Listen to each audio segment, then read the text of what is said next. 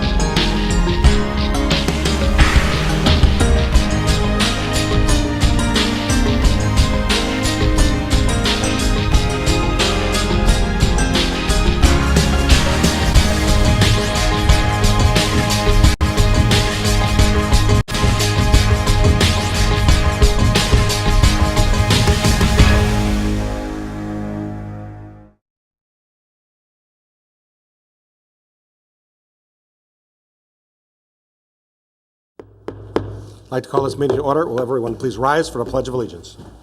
I pledge allegiance to the flag of the United States of America and to the republic for which it stands, one nation, under God, indivisible, with liberty and justice for all. Will the clerk please call the roll?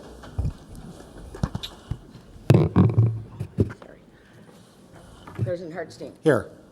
Trustee Bremen. Here. Trustee Glover. Here.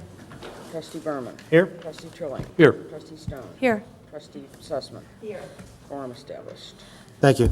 I'd entertain a motion to approve our minutes of January 18th. So made. Second. Are there any additions or corrections to the minutes?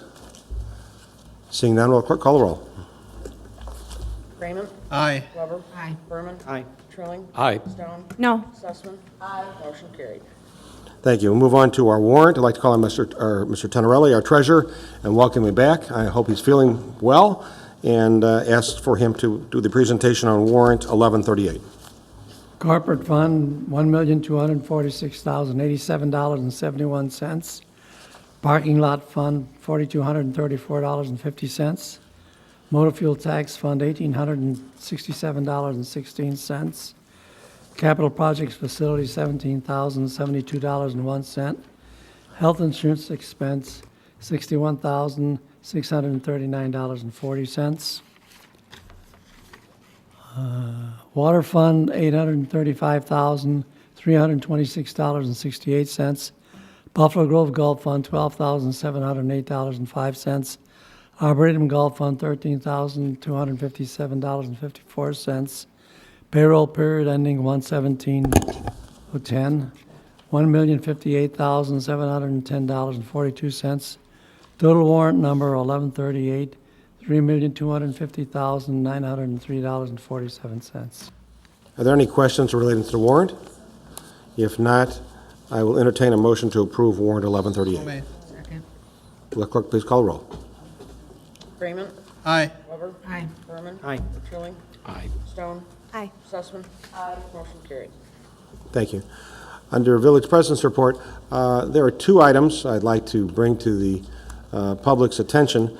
We got some good news with regard to the review by the state's attorney of the alleged violations of the Open Meetings Act relating to the emails a while back, which you've all read about in the newspaper, and the conclusion of the state's attorney was there was no violation, and there was nothing further being pursued against the Village of Buffalo Grove with regard to the purported violations. So in effect, we got a clean bill of health on that particular item from the state's attorney. They did indicate that we need to review and obviously pay attention to the particulars of the Open Meetings Act, which we certainly do, and we will constantly deal with that particular issue as part of our ongoing efforts to make sure that we maintain proper records available for members of the public.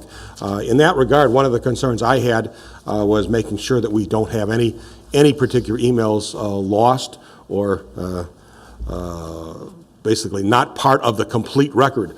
So I've requested that our village manager direct all departments to, until we put a formal policy in place and determine what we should discard, what we shouldn't discard, that no emails whatsoever are to be deleted from our system that are prepared by any members of our staff. So that we are sure that we have complete records of any and all of our emails. On another issue which has come before us recently, there were some concerns, health concerns relating to the Land O'Lakes transfer station, and we received from County Commissioner Stolman a report which was forwarded to him by the representatives of the health department up in Lake County, giving us a clean bill of health with regard to the Land O'Lakes landfill. So there are no violations currently, and everything appears to be safe with regard to from an environmental standpoint based upon the inspections which were completed by the Lake County Health Department. And I'm also very, very pleased to have that result to share with the public. At this time, I will ask if there are any reports from trustees. Trustee Stone. Yes, to your point, President Hartstein, I just want to, I think it's important to mention just in transparency that the state's attorney, in the newspaper as well, she cautioned Buffalo Grove, and this is not a reflection on the trustees, so I just want to make this clear. She cautioned Buffalo Grove in that we had not sent the emails that she had requested, which is, I guess, like a FOIA, and in the same manner of what happened in July when there were missing emails, she was not receiving the emails. And the emails did, in fact, come in piecemeal, as she put it, and ultimately came in from some trustees. And that's not a reflection on the trustees, so I just want to be very clear. It's a matter, I think Manager Brim could speak to that issue if he'd like to, but that's been an issue that was concerning me for a long time, was disclosure, and when someone orders electronic messages, that they are put forth, period. That's the law, and that's about transparency and sunshine. And they're really, so she cautioned our government with that. I wanted to make that very clear. And again, it's not a reflection on the trustees. Additionally, I want to speak to the issue of the landfill and the composting issue that one of our businessmen in the community, Rick Rubenstein, brought up at the last meeting. And I had contacted Dave Stolman myself, and I appreciate that Dave Stolman took swift action. I believe at the last meeting when I mentioned that he did call Mr. Brim didn't remember so, but that is what took place. And again, I thank Dave Stolman for being on top of our issues in Lake County. What has come to my attention, I won't go into any depth, but I just want to hit on this point, because again, I don't feel that this is an issue that the trustees are aware of or in charge of. But I want to be very clear about it because it really does concern me. And I've been sending emails back and forth, and I'm not going to go into reading them, but I've made sure that I'm still investigating, and there is some things that have not been definitively figured out. Well, there have been issues that have been figured out. The issue is that in November '07 and in June '08, the Land O'Lakes Company, or Property Management, came before our board wanting to annex into Buffalo Grove. And I watched the DVDs, and you can all rent those DVDs if you want from the village.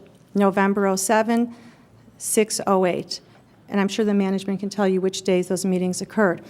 And actually, Trustee Berman did say to Land and Lakes, there's been issues with smell and this and that. We can't, he's concerned about that. And they assured him. Their attorney assured, Matt Norton assured him that they weren't composting. And their engineer, Bruce Knapp, they both spoke to the point and said, we're not composting. And in the minutes from the Plan Commission, they said, we're not composting.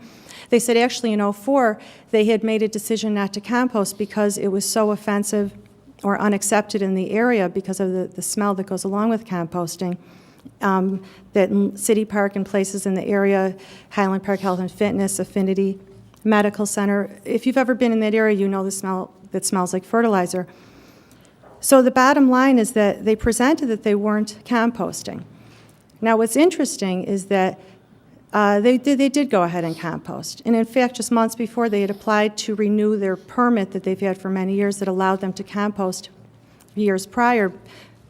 Actually, the state's attorney got involved because of the smell years before, which is why in 11/07, they said to us in '04 that they stopped composting. It's complicated, but this is what's really happening. This is my big concern. And I hope the board is going to help me on resolving this really big concern. The big concern is that they're composting, and I have emails that are contradicting. I'm nervous because this is actually unbelievable to me. The emails state on January 22nd by Manager Brim telling us how that the reason that the smell was is that there was a late composting order, the machine broke, they didn't get to it. Actually, Lake County Health did go in and give them a violation the month prior because Rick Rubenstein went right to Lake County Health. And that was on January 22nd that we have this email. And I sent to the board, if you remember the 18th meeting when Manager Brim said that Dave Stolman didn't contact him, I sent him the email. And I'm saying this because it's about health. And when it comes to health and safety and things that can contaminate water and things of that issue, there is no room for misunderstanding and confusion. So there's an email that, an email actually changed words. If you can ever imagine a past email changing words, I'm not sure if the answer, we're still waiting on that answer. I don't know that there could be an answer, so obviously that's quite concerning to me. So the concern is that now, today I get an email, after looking at the permit, that they by permit, by the EPA, are allowed to compost, although they came in front of this board and said that they weren't going to. I think you would all attest to that, because I just watched the meeting, those two meetings. And Trustee Berman, I thank you for asking them about that point, because that was a very concerning point. No one wants to live with that stench or work around that stench. And they committed to they're not composting, and that the landfill was in post-closure, it's going to be sealed. So in the meantime, two facts. I have an email today from Manager Brim saying they're not a composting operation. Okay, I'm spinning, because I'm not sure how do you reconcile that with an email January 22nd explaining that they compost and it was a late order that they took in. Any answer, I would just want some answers. And, you know, given the laws, violations of the Open Meetings Act, you can't really confer with a group of trustees. It's illegal. You have to be in the public. So I'm not trying to be a troublemaker. There is no other place to talk about it. If you email your violation of the Open Meetings Act, if you go talk privately, you can't. You have to be in the public to discuss these things. So I'm between a rock and a hard place. I would like an answer to emails that one says one thing and one says another. You know, one says I'm 5'2" and the other says I'm 5'9". It's not possible. You're not both. Additionally, Dave Stolman did get right on it, and I've been speaking with many different people from the EPA, and the issue is this, is that they can check for, and what they did, they checked the cap of the landfill to see if it was leaking any methane gas, which it wasn't, thank goodness. And they checked to see if they saw any leachate seeps. These are all things that you don't want, put it that way. You don't want them getting in the ground. You don't want it affecting groundwater. You want to make sure that storms, when they hit the compost, if they're composting, which, I mean, they are composting, they said they weren't going to, that's all bacteria that's like it's called percolating. If you don't lay compost out right, it's, anyone who knows anything about this, you'll understand what I'm saying. I'm just learning about it quickly. So the fact is that when stormwater hits it, if it doesn't go into the sewer and then go through filtration, it gets into bodies of water. So any ponds or retentions or anything around, if that water is not healthy water, and there's different symptoms. And I'm not saying smelly water necessarily means something bad. I really don't know, but I want to know. I do want to know that, because there's a lot of wells that different people drink from, whether it's Long Grove, unincorporated Deerfield, unincorporated Riverwoods, unincorporated Prairie Grove. These are all areas that drink that water. Buffalo Grove proper, we get Lake Michigan water, but you know, you got to make sure that everyone is safe and healthy. Yeah, this is a health issue. Let me just finish, okay? Because I think people will want to hear this. Trustee Stone? I'm very concerned because you're being very alarmist about something that basically I do not want. Basically, I made clear that the health department gave us a clean bill of health. They did an inspection. I don't want anybody to come out of here or anybody at home to believe that there is any health risk at this point in time based upon the inspections which were done just this last week by the This is what I'd like to say, though. That's the reason it's important. I hear you. Okay. I don't want anybody to be And I won't alarm anybody. That was the anybody. reason I cut you off. I got you. Okay, and I appreciate that, President Hartstein. And again, this is not something that I think that this board, I knew that they were concerned about it when it was annexed in, so I know that that was their thought. And I know the Plan Commission was told also that they would not be composting, so this is concerning to me. When someone asks for permission for one thing and does another, that should be concern for all of us. But this is what I would like, this is what I'm hoping for to make everyone feel secure, is that given that this company, Land and Lakes, also known as Prairie Recreational, or I forget the other name, they go under various names, they own landfills and compost sites and things of that nature around Illinois. There's many, many wells that could be affected by groundwater in this area. I'm not sure how many. Perhaps the engineers would know if there's 20 or 15 or 30. The regulation is self-regulating right now, so that means the people that own a landfill or a compost site, they get the water tested. The EPA says 4 times a year you must get it tested. We have a Lake County delegation agreement, which means Lake County can do the testing. The fact is that I'd feel comfortable if it was a separate body that were testing it. But they're allowed to hire their own private testers, their own companies. And just like you don't take the LSATs at home or the ACT at home, you have someone else take the, you have controls on a test. And I've spoken to Sid Mathias about this. I would like there to be some legislation. I'm hoping the board can help draft legislation that we could suggest to State Rep Sid Mathias that would demand that you have to have tests done by the EPA directly, and you can't hire your own company because there's the risk. And furthermore, it's not just a matter that they can hire their own company. They may even, and I don't know this answer yet, but some can and some can't, may even be allowed to collect their own water samples. So you could look to 20 years history in Springfield on a paper, and it can look fabulous. But what I'd like is to see the wells tested. It's not a very costly endeavor, and I think every so often they should test all wells and not just one well, and test for to be sure that there are no contaminants. Because when you have a landfill, and the landfill was there first, so in all fairness, it was there many years ago from, I think, it stopped in 92 or so, or 95, but there's different things that you do for testing, and as I just explained, the integrity of the testing, that's what's concerning me. So yes, it's not leaking through the cap, but they didn't test the composition of the gas. That concerns me. And equally, I think the wells need to be tested, and that's why I just want to say to your point, now that you are learning as much as I'm learning by these emails, I hope you're all equally curious and demanding answers for this. Because, like I said, I would talk to you privately, but it's against the law. I'm not looking to embarrass anyone, but I simply am not going to sit by and watch something that, to me, seems like the testing method, and given there's a lot of contradictions, these emails in the past month regarding this composting site are truly concerning. So I would just ask if the board or wherever we're supposed to meet and talk about it, what and when we can do this, because I'm very concerned. And Trustee Berman, I know you were concerned about the smells originally, and they told you that they weren't going to compost. And in the newspaper, it actually says, if you go to June 06, the attorney from Holland and Knight, big law firm, that he actually says it's not a compost site and it's not a landfill. Well, it is a landfill, so I'm not sure how that could be stated that way, and it is a compost site.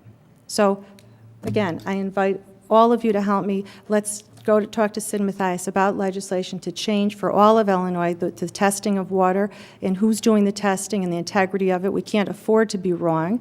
And in any business or industry, obviously there's room for issues. So I just want to make sure that everything's in the right place. And I think this situation, I'd love for any of the seniors. Trustee Stone, quite clearly. Well, can someone speak to the email issue, because it's the email, can Manager Brim tell us, is it a composting site, is it not a composting site? I will ask the Thank you. manager. Your report is now complete. Thank you. Mr. Brent. The Land and Lake site, again, the site that's on the west, they own two parcels. One's developed, one's not. But the one on the west side of Milwaukee Avenue is a closed landfill site that accepted for many years when it was first developed. I think its presence is greater than 40 years in this area. Construction debris and I guess basically in the first part of its life, non-garbage, if you will, non-traditional garbage, construction debris, those types of materials. Later in its permitting process and development process, they accepted yard waste, grass, leaves, clippings, things like that.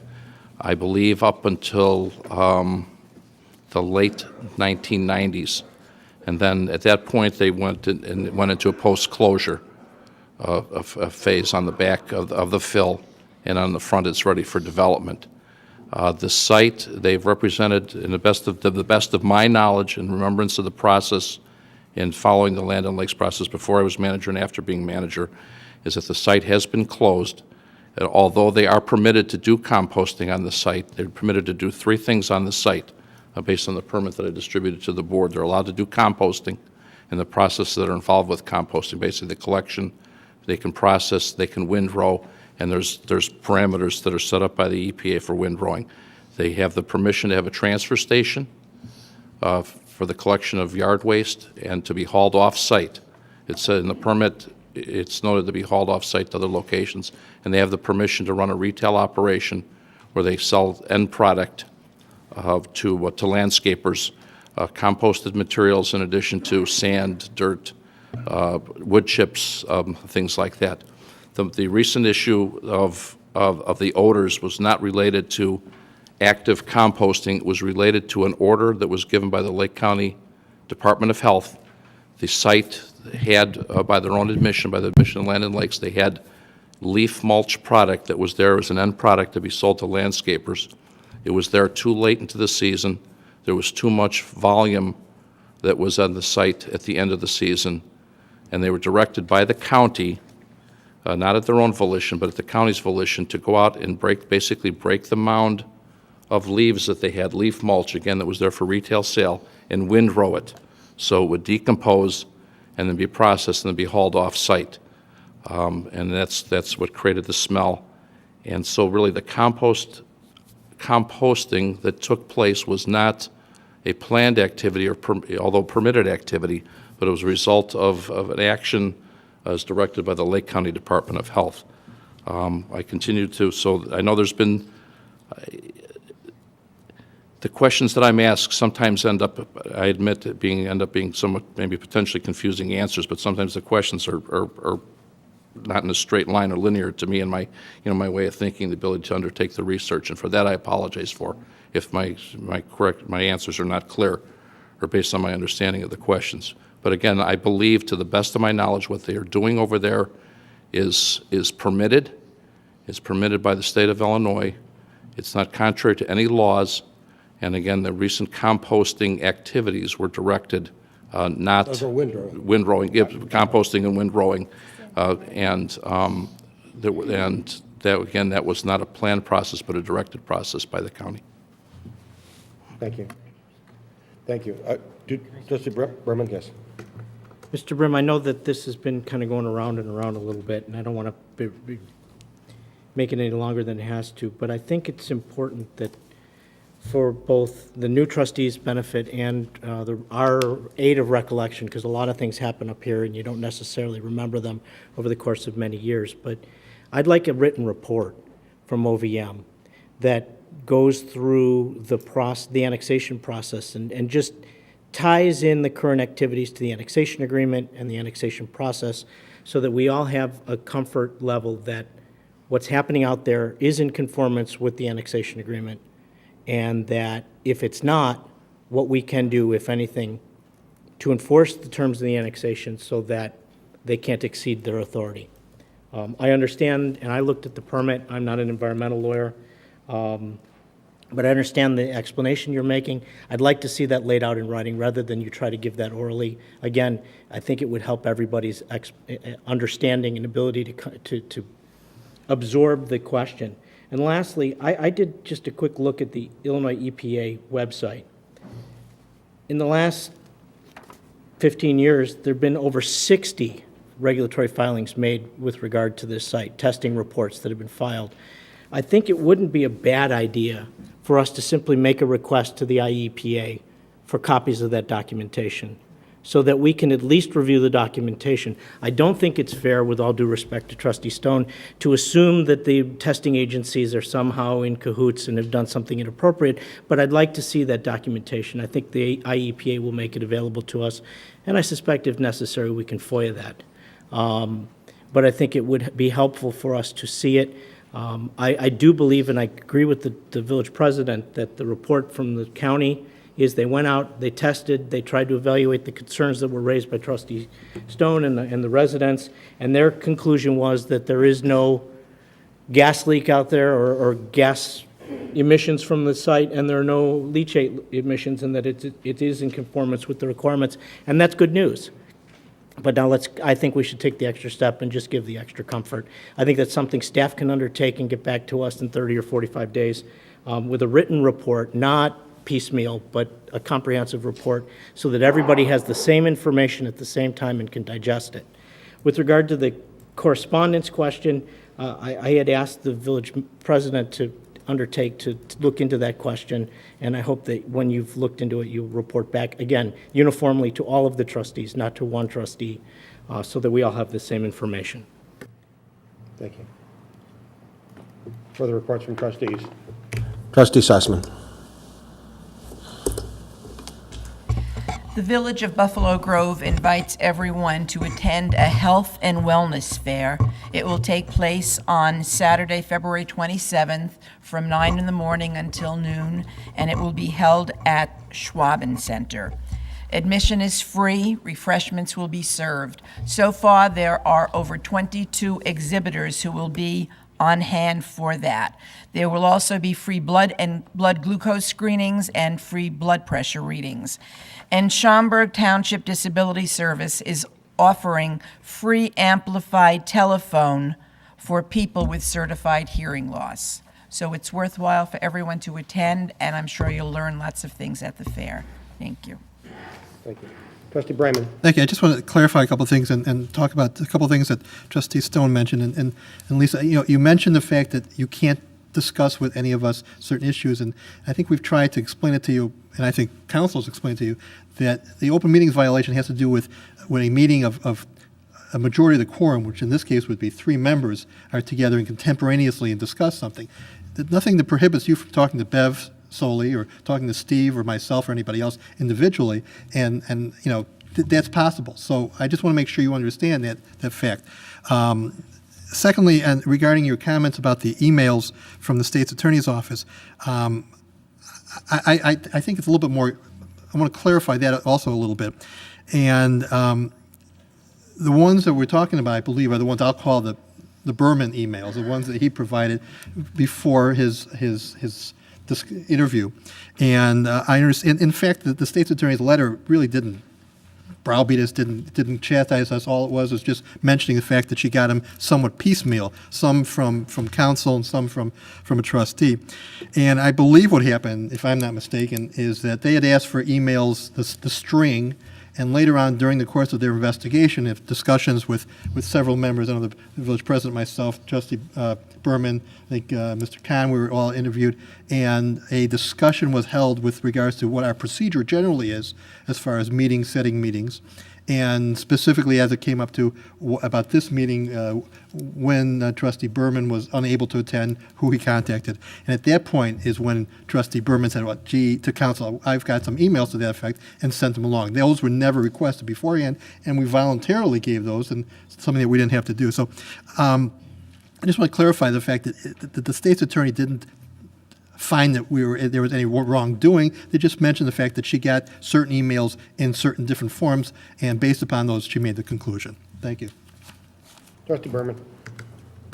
Thank you. I had something entirely different to go to, but just so we're all clear, these were emails that I learned shortly before, just moments before I talked to the state's attorney, that I believed had been turned over by the village that had not been turned over by the village, and that's why I turned them over at the time of the interview. Because I had copies of them on my computer, and for whatever reason they were not within the database that was turned over to the state's attorney's office. And because I felt it was, first of all, inconsequential, absolutely benign, but also because I wanted to make sure they had the entire universe of documents, I made sure that they had them at the time I talked to them. It really, that's a side issue that I mean, her point was just that, and it's something we all know, which is we, as an organization, had a learning experience this summer with regard to how to handle requests for emails. And I will tell you, as a professional, I get solicitations for continuing legal education almost every single day for seminars on e-discovery. It is a difficult area that is vexing some of the best legal minds and business minds in the country. It is a difficult area. Certainly our village manager and his office and our IT people have learned a great deal about that area under some duress this summer. I'm sure that the protocols that continue to evolve will be in better shape for the future. And I think that's all that really needs to be said about that. One other quick note. Received an email today from the American Cancer Society about the Relay for Life. Yes, it is that time of year. The kickoff for the American Cancer Relay for Life for Buffalo Grove Stevenson will take place on Wednesday, February 17th at 2010 at Escape from 6 to 8 p.m. You can RSVP to Danielle Laumeier, Laumeier, at cancer.org or 847-317-0025. This is obviously the startup of this year's relay. If you're interested in getting an early start on being a part of the organization for the event, or merely to get involved on the ground floor for organizing a team, you should attend the kickoff event. This is, as I'm sure most people know, a wonderful community event that is organized and run by high school students from Stevenson and Buffalo Grove High School and reflects some of the best values of our community. We've always supported it as a board. We've always done a wonderful job of supporting it as a community, and I hope we will again this year. Trustee Stone, do you have something further? Yes, I do. Just to be very clear, the emails that I was referring to, Trustee Brayman, were not the ones with Trustee Berman. They were actually prior to that, and I don't even know if you're aware of that. But I can tell you that when the state's attorney filed the investigation, and the citizen that filed the complaint gave them the string of emails. So when she had FOIA'd and asked for all of the Monday agenda update, they all fell under one subject line. So if you have a computer, you search Monday agenda update, you're going to get everything that you should. She didn't get everything. And then there were, so this is the bottom line. Wow. They weren't the ones that regarding Trustee Berman, which he was put in a very bad spot by what happened. I'm just saying it like it is. Manager Brim did the search, and just like in July when all the 200 emails, 213 weren't there, once again when the state's attorney asked for them, she didn't get them all. And you obviously are not aware of the ones she didn't get. She didn't get them all. So it took maybe 2 or 3 times till she got them all, and then in the last hour is when they talked to Trustee Berman, and he had assumed that they got them because, of course, the manager is supposed to turn over all the Monday agenda update. It's really not that difficult, but that is what happened. And that's just, as far as those emails go, Trustee Brayman, you can ask me if you want, because I'll tell you, I do know what I'm I'm sure you do, but I don't believe that there were 213. Oh, no, those weren't on Monday. Okay, Right, yeah, okay. let me So- clarify. Yeah, So when okay. you clarify it, make Sure, sure. I will. Just a minute. The Monday update. They were mixed up in there. I know. Correct. And there are only a few of them. It's the string, basically. Correct? That were in the 213 missing documents, yes, just a few of them were Monday agenda update, but more importantly is this. So when you say there Thank were you. hundreds of them that were Okay. missing, and thousands originally, that's not correct. Well, yes. So when they did the original FOIA, and let's say 900 emails were given, 900 electronic messages, and then there were ones that were not in there that I had possession of, so I knew they existed, and Bev Sussman had them, so we both knew they existed, and this is why President Hartstein, responsibly, when I brought it to his attention, he immediately acted on it and ordered a search and a backup of anything that would have been deleted, and there were issues, but I won't go into that right now. But everything happened responsibly that needed to happen once it occurred. The issue is, I'm not sure why those emails were ever missing, because it's not like they were ambiguous. Monday agenda update, period, the end. Words like OTB, wagering, Intertrack partners. But this is the part that I found unusual, was that when the state's attorney, and you don't mess around with the state's attorney, they ordered an investigation, and they wanted everything that said Monday agenda update. They didn't get it. They didn't get it. I told President Hart. Please try. We have a lot of things to talk about, so we can wrap it up a little bit. These are important things. This is actually No, government. I understand, but we have a lot of, but we don't need to rehash something where we've got a clean bill of health from the state's attorney. If you have a particular point you want to share, please As finish. far as our health. Okay, and yes, the trustees, it was not a violation of the Open Meetings Act. It apparently was contemporaneous, but there was lacking the subject matter and that's why, and I understand that, and that's, got it. And my only issue is this, and it was my issue, you've heard me talking about it since the summer, how could emails be missing? Because that still bothers me that they were missing. And to this day, getting to my second point, I'll leave that point alone. I think you've heard it now enough what took place. It was concerning. Now in front of me, you've just heard the story as to whether we're supposed to be composting or not composting. The reason why I'm so darn confused is because here I've got 2 different statements from the same person. And would you rather I not? now, Personnel, okay, that's fine. I don't know the rules because I would just. we're really basically, we're going to be getting a report from the village manager as requested by Trustee Berman, and he's already, the village manager's already prepared a preliminary report, which was requested at our last meeting, giving a history of the background. I believe we can get into the details at another time. We have many things to discuss tonight. We have a hearing which we need to complete. Can I just make one last statement? I will not ask any more details. I won't talk about what was said, and I look forward to the village manager's report. But what I do want to make perfectly clear, as far as the health of our government and all of that, is that, and I still have not gotten the answer, and I don't think any of you have gotten this answer. I know, Trustee Berman, you were waiting for the answer as well. At the January 18th meeting, when there was a contradiction in what took place, whether Dave Stoneman called Bill Brim or not, on the 19th were emails that substantiated what took place. And then on January 22nd, the verbiage of the email actually changed. It changed. I don't know how, and we're awaiting that answer. And I just want to know the answer because when we talk about what is said regarding the things in our community, and you have all received these same emails, I want to know when the executive session is that we're talking about this. That's what I would like to know, because I need to talk about it, because I feel that for the integrity of our government and the safety of our health, we need to talk about these things. I just would like to be able to talk, and I'm not sure where the place is. This is why I'm talking about it right now. Thank you. I think it's time to move on to the remainder of our agenda this evening. We'd like to move on to our village manager's report at this time. Thank you. Three things very quickly, well, too quickly, and then we have a presentation this evening.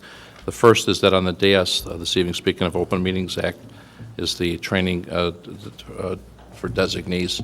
The site went up today at the Illinois Attorney General's office, so I've provided a protocol to the trustees. You've all said that you would sign up to take the training. It's self-directed, it's online. You can go into the training module and you can go out of the training module at your leisure. I've provided some information about what you need to, how to register for your password. There's a couple little tricks that are in there in terms of using symbols and things like that rather than certain characters. So that's ready to go. And the only thing I ask is that when the training is complete, that there'll be an online certificate that will be provided. If you just give it to my attention, I can have it for the files. The second matter is a follow-up to a discussion of December 14th, 2009 regarding the Ethics Commission, a matter related to the codification of the Ethics Commission that evening. There was a discussion regarding the Illinois Fair Campaign Practices Act.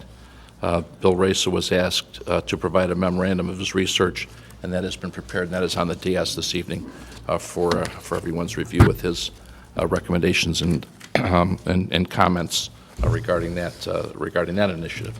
And lastly, the third item is a request by Mr. Arthur Howard, and he lives at 1388 Larchmont Drive. I'm sorry, there's a typo in there. It's 1280. It's not 1280. It's 1388. Would like to discuss an issue relative to his driveway apron. As the board remembers, back in 2009, Ordinance 2009-19 was adopted and codified and clarified various issues related to driveways, driveway widths, driveway installations in the village. An attempt to properly codify, which was becoming sort of an awkward practice of driveway construction in the community. Mr. Howard had permitted a driveway back in, I believe, 2008. Carol Berman has a nice scenario there. The permit actually lapsed. Staff got in contact with him. He renewed the permit, had provided a description of the driveway, a layout of the driveway, not only the driveway, but the apron within the context of the permit. And then when staff went out to review the actual construction of the apron was not constructed per the ordinance. The ordinance simply states that the width of the driveway at the curb line is not to exceed 21 feet. And if I believe correctly, Carolyn, correct me if I'm wrong, the apron is 25 feet at the curb line. The process, and that really it should be removed. Mr. Howard has asked to at least provide some commentary to the village board this evening. The process is relatively simple per the per the development ordinance.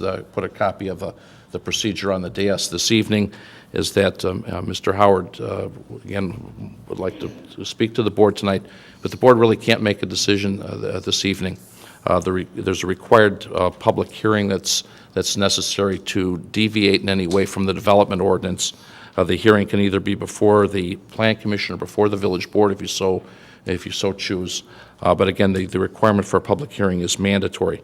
The board then would weigh the testimony based on hardship and factors specific to why the driveway was installed at the apron in excess of what the ordinance would provide, and can then the board can ultimately decide based on the weight of the evidence and weight of the hardship if a variance would be authorized. So Mr. Howard is here this evening just to make a short presentation to the board. Staff would request any direction from the board, again, whether you remand it to the Plan Commission or we could schedule a public hearing before this body. Mr. Howard. Thank you. Well, the reason I'm here is to obtain a variance for my driveway. As was stated, I originally filed for a permit back in '08. We had 5 vehicles at the time, and I needed the additional space.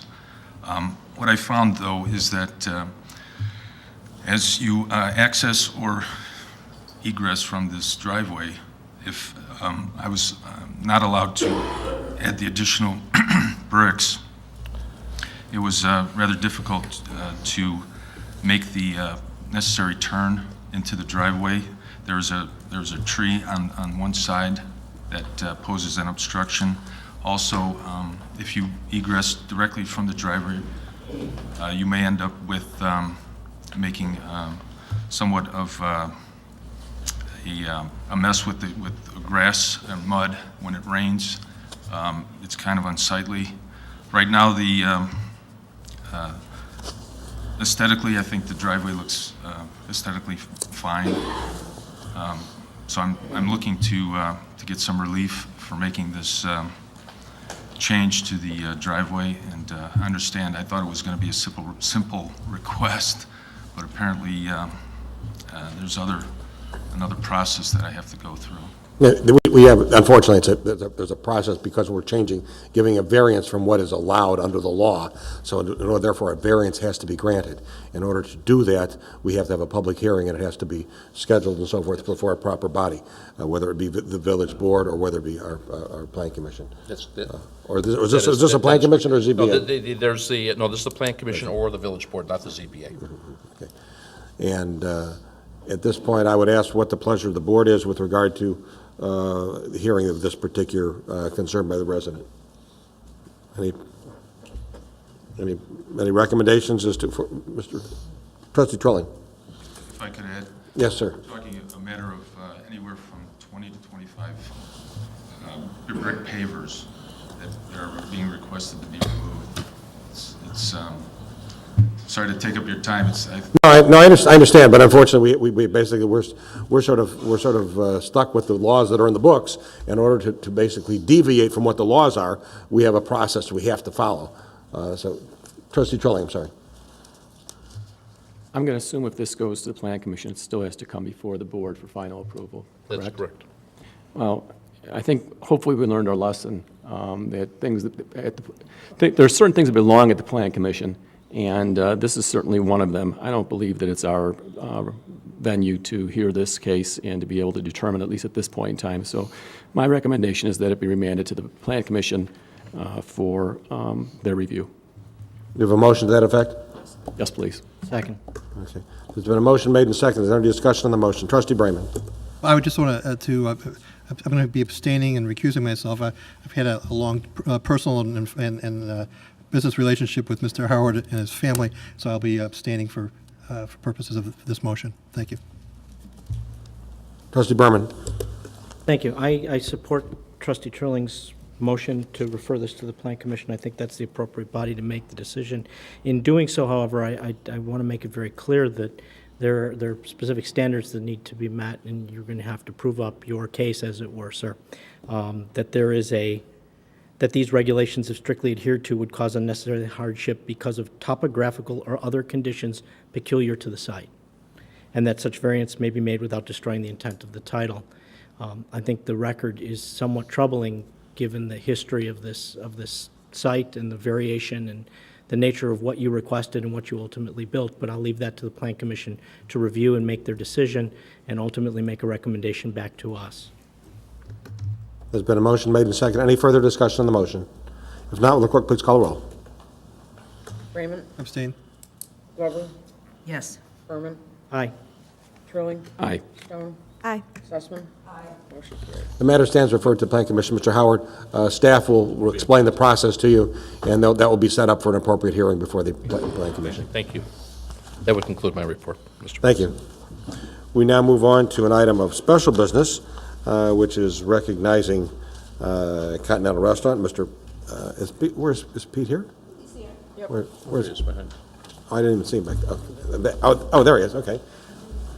We are very, very proud that we have many fine businesses in our community, and in this particular situation, as I mentioned at our last meeting, the Continental Restaurant and Mr. Pete Penny too came forward to basically suggest an opportunity to provide aid and assistance to the people of Haiti based upon the recent catastrophe. And he opened up his heart and opened up his restaurant, and basically from 4 to midnight last week, 100% of the proceeds were donated to the Haiti Relief Fund, and the wait staff donated their time and so forth. And I believe a total of $4,612 was generated, and Continental Restaurant intends to donate actually $5,000. And I'll turn it over to Pete at this time. And I thank you on behalf of the community, and I thank you on behalf of the citizens of Buffalo Grove for just the good deeds that you do on an ongoing basis for people within the village. Thank you, Mayor. On behalf of the restaurant, all my employees, and of course, I cannot stop just there. I have to say thanks to Gita, because without Gita, it's a lot of things on my crazy ideas that are not going to be happening, so thank you, Gita. Of course, I want to say thanks to the village for supporting me, and of course, for me to be here 16 years already, be part of the community, and I'm standing in front of you today to take this check, and of course, like I would say, we may get exactly $5,000 even to help the victims in Haiti, so.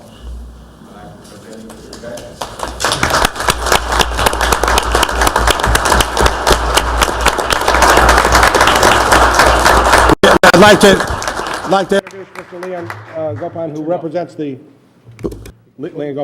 the Northwest Suburban United Way. Leon. I am Leon Gopin. I'm the Secretary of the Board for the Northwest Suburban United Way, and the United Way is about community. And Peter has just expanded the definition of community, and we are very, very thankful for what he did and for what the residents of the village did. And this check will be going to United Way worldwide for use in the Haiti Relief Fund, and we thank you very much again. Thank you.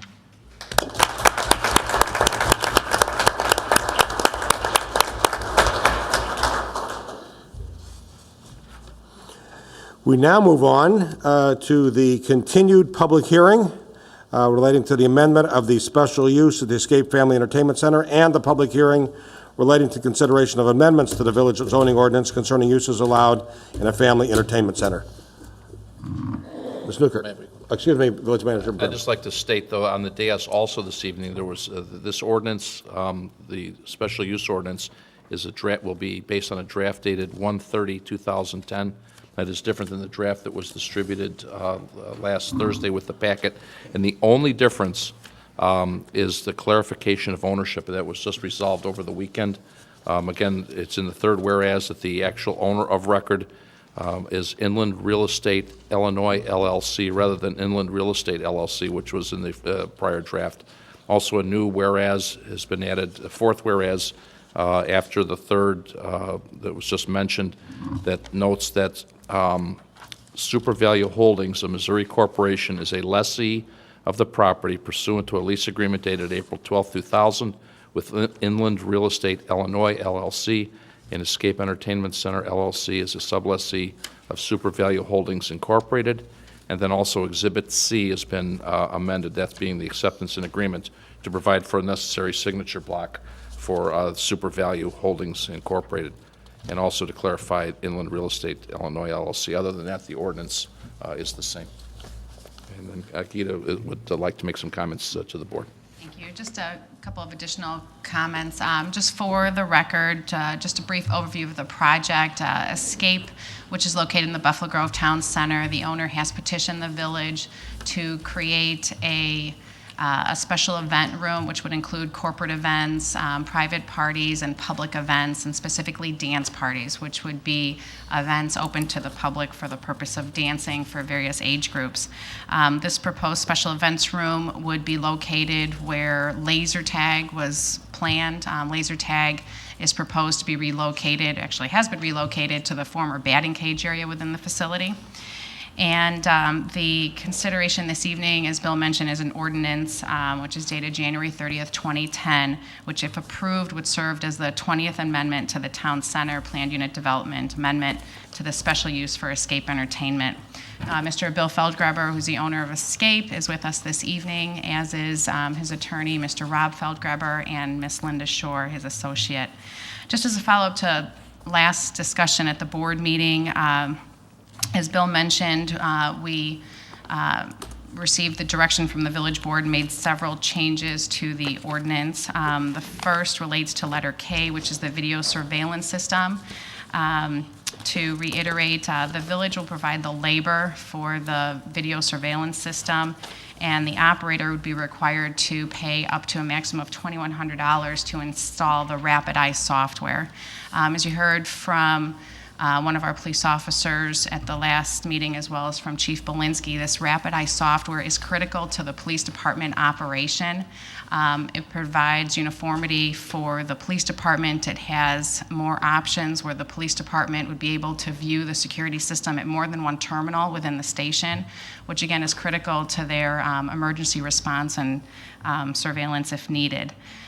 We also included language within this special use condition which provides for that this setup has to be installed prior to a certificate of occupancy for this specific special use. Letter M relates to the security versus Buffalo Grove Police presence. We changed that condition per the board's direction, and we talked a great deal about that issue. Letter P, in response to Mr. Feldgreber's recommendation, this language was enhanced, which basically sets forth that the operator, its management, and security are responsible for reporting known violations of village ordinances, state and federal law, and any alcohol, liquor violations, or any drug violations shall be reported to the Buffalo Grove Police Department. Letter S was separated into two paragraphs, S and T, and these two sections address how violations are addressed and termination of the special use. And letter U is new language, which sets forth that the special use, if it constitutes a nuisance or endangers or is a reasonable threat to the public health, safety, or general welfare, which are specific language which are part of special use criteria, then the corporate authority shall have the ability to cease the special use for 30 days where a hearing could be conducted. And again, we've talked at previous hearings about if a special use is granted and there are concerns with that special use, there's a considerable amount of time that staff would need to have enough reporting and police feedback and staff documentation to bring back a report for the village board if that special use would be recommended by staff to be reconsidered. So this language addresses some of those concerns that we've talked about at past public hearings. And then finally, Section 8, we had drafted the effective date of the ordinance unless extended by the corporate authorities as previously discussed. I know Mr. Feldgreber, we publish our agenda on Thursday before the village board meeting, and we did send an email that he had sent to several individuals dated January 28th. There are 7 additional items which he recommended for the board's consideration, so those were forwarded to the village board, and I know he has some follow-up questions as well. Mr. Feldgreber? You remain under oath as part of the public hearing. Yes. Well, I think Gita pretty much covered everything. I think in lieu of time, I don't mind just jumping right into the very few comments I have left. The first one in the group is Section 4E regarding closing time. We're closing at 2 o'clock. If they're above 21 and 1 o'clock if they're below 21. We just need some additional language, and I did go over a lot of these with Gita prior to the meeting, so we talked very briefly. We need a little language talking about New Year's Eve, because on New Year's Eve, that is an exception to the rule of closing. So it could be very simple language at the end of it, referencing New Year's Eve, where we're open till 4, we're not open till 1 or 2, and that's allowed within the ordinance 1 day per year. So some type of simple language on there. I don't know, do you want to just say yes, say okay? I mean, how do you want to take each issue? Because I'm done with, that's my only question on E.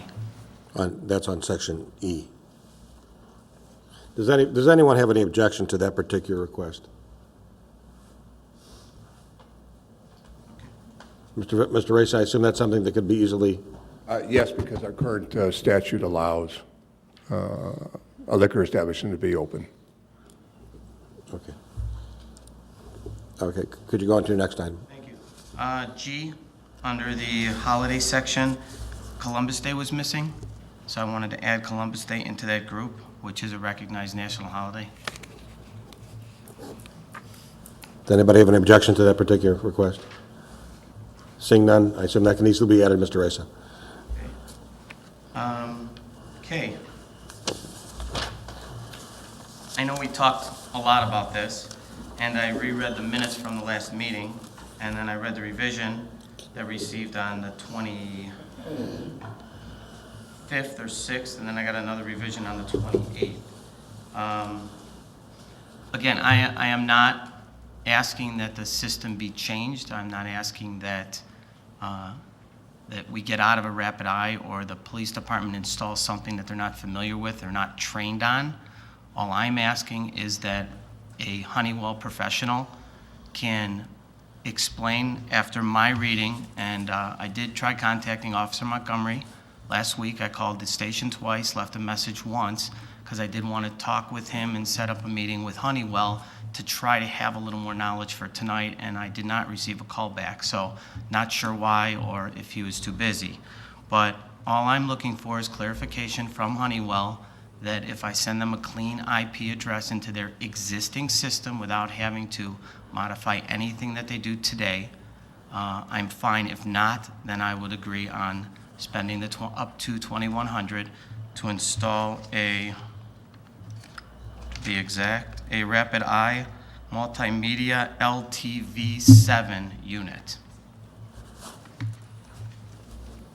My concern on this, Mr. Felgruber, is the fact that I'm very concerned about moving forward with an ordinance without having clarity as to what we are or are not doing, and that's the reason I want this resolved.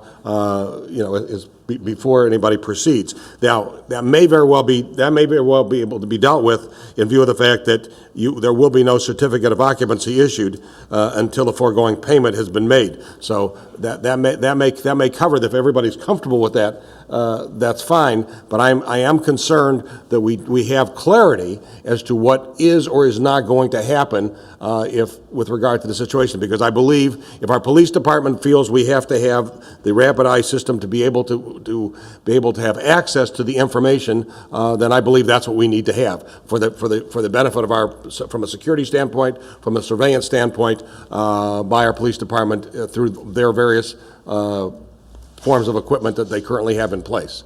And I'm okay with the language, and if something needs to be added that the security personnel at the police department is satisfied with the signal that I'm sending them, and they sign off on it, then we're fine. If they are not satisfied, that would be not the chief, not somebody that is in charge of their electronic surveillance system or Honeywell. If they are not satisfied that I am sending them an acceptable signal, then fine, we'll just go ahead with the Rapid Eye system. I'm looking for a professional to tell me that. Mr. Reza? I'm sticking with no certificate of occupancy till it's done. Trustee Berman? Mr. Felgruber, I have to agree with the village president on this one, but here's the opportunity. Our next meeting is the 22nd of February. That's 3 weeks away. I will be happy to move to reconsider at that next meeting, which is allowable under the rules, to address this question. If you and Chief Belinsky can step up to the microphone and say you've come to an agreement that the system isn't required. That's fine, but I also do need them to respond to my request so I can get this done. I was hoping to get it done last week, so I could have had some definite for you. But I am fine going ahead with this language for right to reconsider based on what we achieve in the next 2 weeks, because that is a substantial number. Yep, and I think, though, that the village president's point is a fair one, which is the onus is on you to convince the police department that the alternative is a fair substitute. If they are in agreement, if staff is in agreement, then I certainly will move to reconsider. I won't tell you what the rest of the board will do because I can't do that, but I'll make that point. But I think the language that is drafted here tonight is appropriate.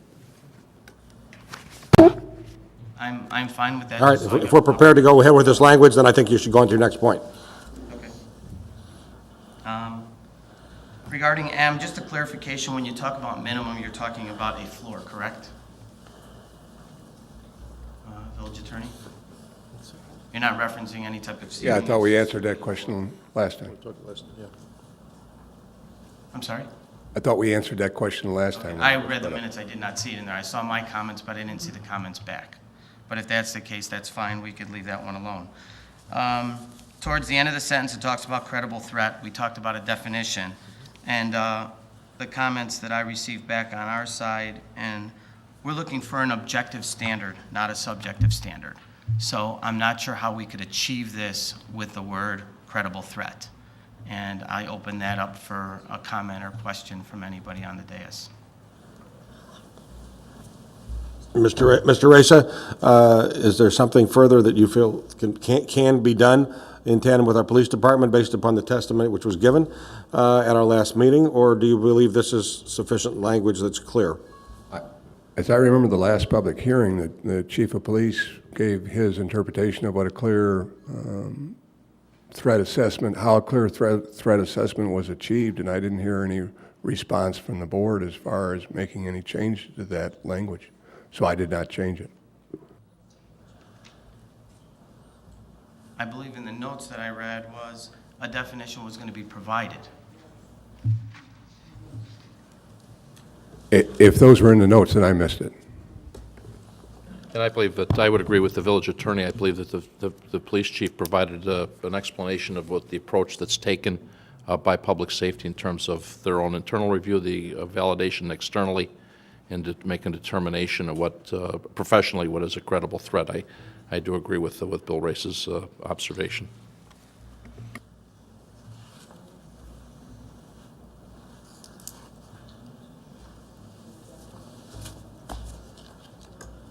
What he's asking is, can it be a defined term in the document?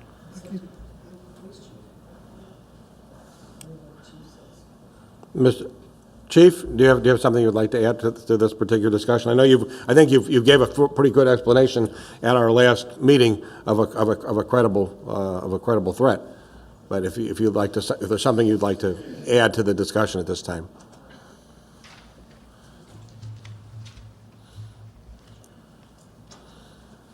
I think last time we provided testimony in terms of the definition or the interpretation of a credible threat, like Mr. Brim indicated. There's internal evaluations that are in place, and as Trustee Berman asked, in terms of the threat itself and the validity of the threat based upon violence.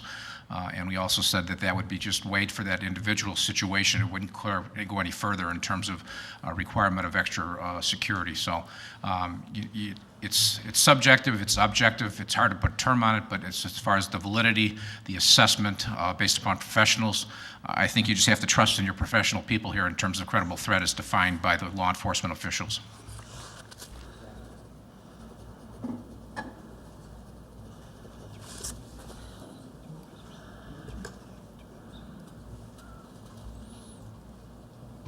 I'm just wondering, Mr. Reza, would it be valuable to have some parenthetical as to, as determined, or do you think do we not necessary, since it's upon a credible threat assessment? Do we think that it's implicit that it's by the village? But do you think anything further needs to be added or could be added to that by basically as determined by our police department? I think it's there now. The current language says based upon a credible threat. Direction of the, since it's upon the direction of the police, that's sufficient. Yes. That's the way it's been for a while, and I thought it was based upon the testimony of the chief of police, and I didn't, as I say, I didn't hear any response or request for changing of that language at the last time we discussed That's this. fine. I just want to make sure you're comfortable with it, Mr. Racer. Yes, I am. All right. Trustee Trelling. Thank you. I don't believe we need to really change this any further or make any further definition. I think that we have to rely on our police chief to be able to interpret what is a credible threat. I wouldn't want to restrict him as to what criteria he needs to meet in order to objectively determine that it's a credible threat. I think in his judgment, if he thinks there's something that is amiss and we need to take action, I would like for him to do so. Thank you. Trustee Sussman. I actually would add, based upon a credible threat as determined by the chief of police. So then we know exactly when he thinks it's necessary and what's necessary as he determines. And that's the standard I would want. Anybody have any? I believe the first part of that sentence says that. Yeah. Upon direction of the. Okay.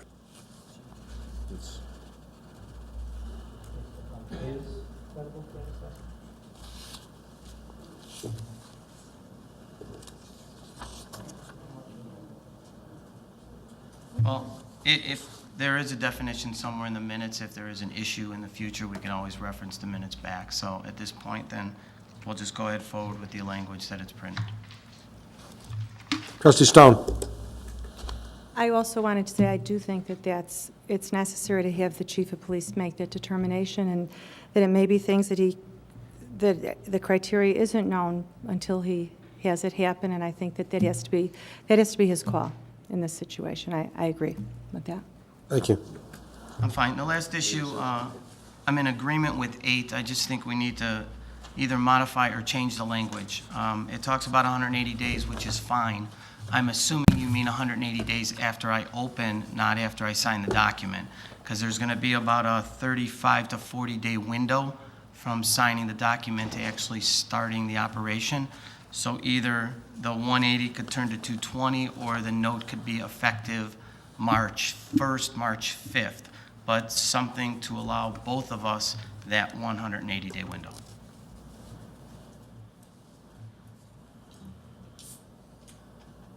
Trustee Trelling.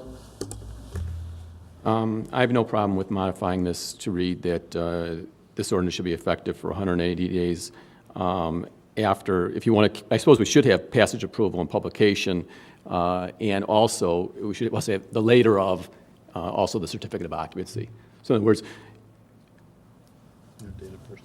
other words, you have to pass this ordinance in order to have it effective, so I don't know how you can eliminate, but I think from the date that he gets a certificate of occupancy, that's the date he opens for business in theory, and that's the date that this thing kicks in which case we review it again in 180 days. Either way, you're right. Either you could even, if you want to put March 5th as kind of a flag date on the start of the clock is fine, or CO depending on that. All these are going to be plus or minus. I think CO, because if something gets delayed on your behalf, Bill, I want to give you every opportunity. So I think 180 days from CO. Trustee Berman, you have something to add on that? I guess I would ask the village attorney, can they pull a permit if the ordinance isn't yet effective because they haven't gotten a CO? Special use, I would imagine, would be a prerequisite to pulling a permit to do the construction to build out the space. Yeah, the way I have it worded is ordinance shall be effective for 180 days after its passage, approval, and publication. If we go with, to extend the time, rather than the CO time, certificate of occupancy time, my leaning would be to either, if the board wants to extend the time, if you will, would be to take the petitioner's suggestion, either add the number of days from the date of enactment, and the reason I like the date of enactment is I have a solid day. Okay. Or, as opposed to a certificate of occupancy, or insert a day that it'll be 180 days from whatever that day is, March 1st for the sake of argument, or an ending date, that it will end on X date. I would shy away from a CO, certificate of occupancy, because a CO, from time of passage of the ordinance to time of building permit, to time of CO might be 15 days, might be 90 days. So I would lean toward a specific day, either specific day I or believe the that's number of desirable. days. So there's no question when it begins and when it ends, and especially if we have a situation, let's say there was some disagreement over the Rapid Eye situation, and the petitioner chose not to, and didn't pay that money. Well, that's changing the whole chemistry of the time framework. It may also be, we may give them a temporary CO, and does it apply to temporary or is it permanent? And So I think it should be a finite, basically based on a definite date. We add 30 days to this, would that be sufficient, or you need more than that? That's what he requested, was 210 instead of I'm 180. targeting on March 5th. Which is effectively 30 days, so. It's a little more, plus or minus, it would be 29 and 5, so it'd be 34 days. I mean, it's right in there, because we're looking at March 6th as doing a charity event with the community for Haiti, and it's a family event that they want to use the facility for, and it's going to be a very large event. They had a meeting last week, and there's about 50 different people on the committee, and it's going to be with Stevenson and Buffalo Grove High School. There'll be anywhere between 4 and 6 bands there, and it's 100% of all the money collected at the door goes to Haiti. So that's why I'm kind of picking that March 5th to be done, so they could have their Haiti benefit on the 6th. can I suggest September 1? I think, if I'm not mistaken, it's 6 months from March 1st. That's fine. That's okay, that's fine. To the end, we're basically at the end, and up Be effective until until. September 1.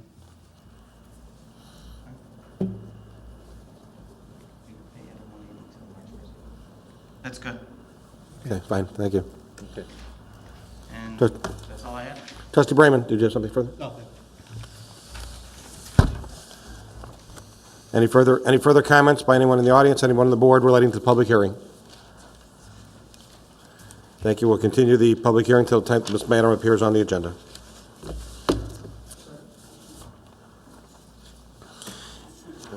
Yeah, Mr. Pardon? That's what is coming through right now. At this time, I would ask for any questions from the audience on non-agenda items at this time. President Hosting, trustees, my name is Martin Sussman. I've been a resident of this village for 39 years.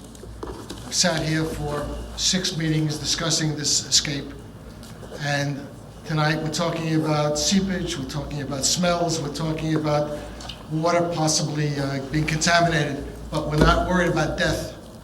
We're talking about drugs and we're talking about gangs.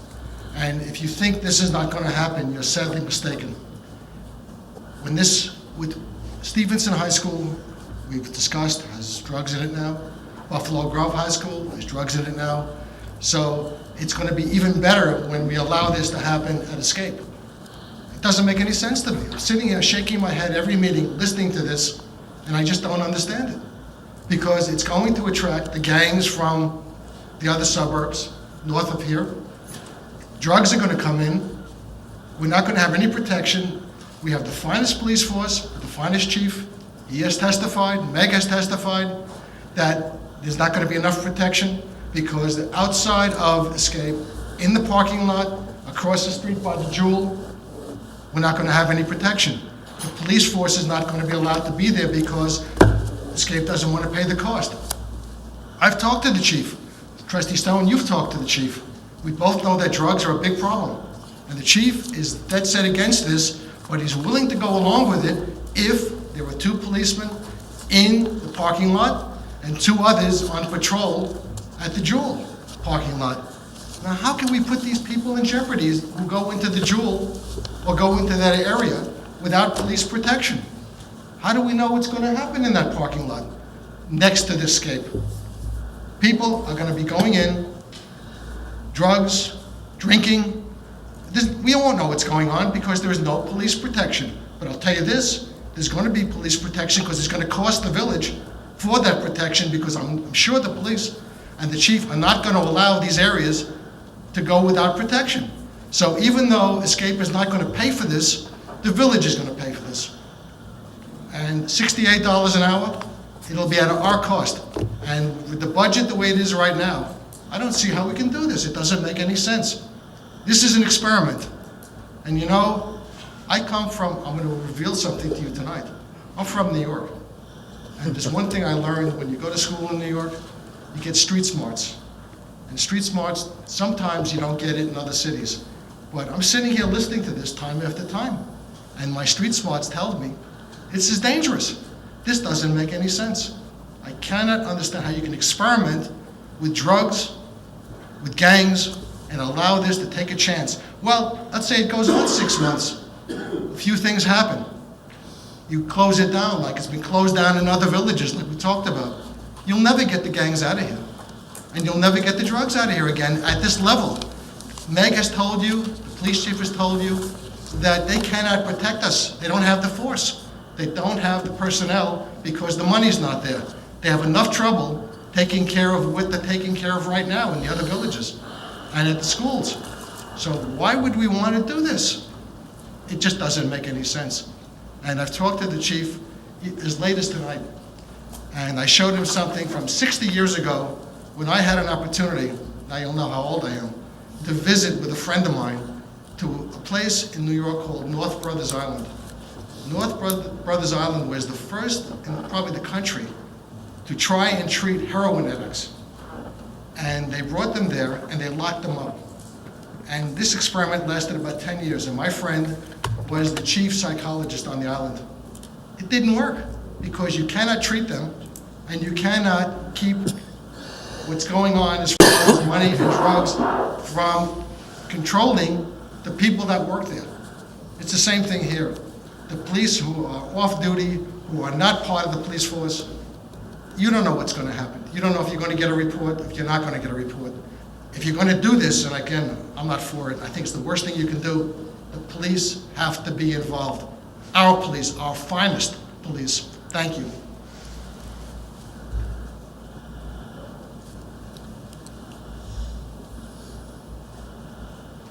Good evening. My name is Jeff Berg, and I've been a resident of Buffalo Grove for the last 10 years.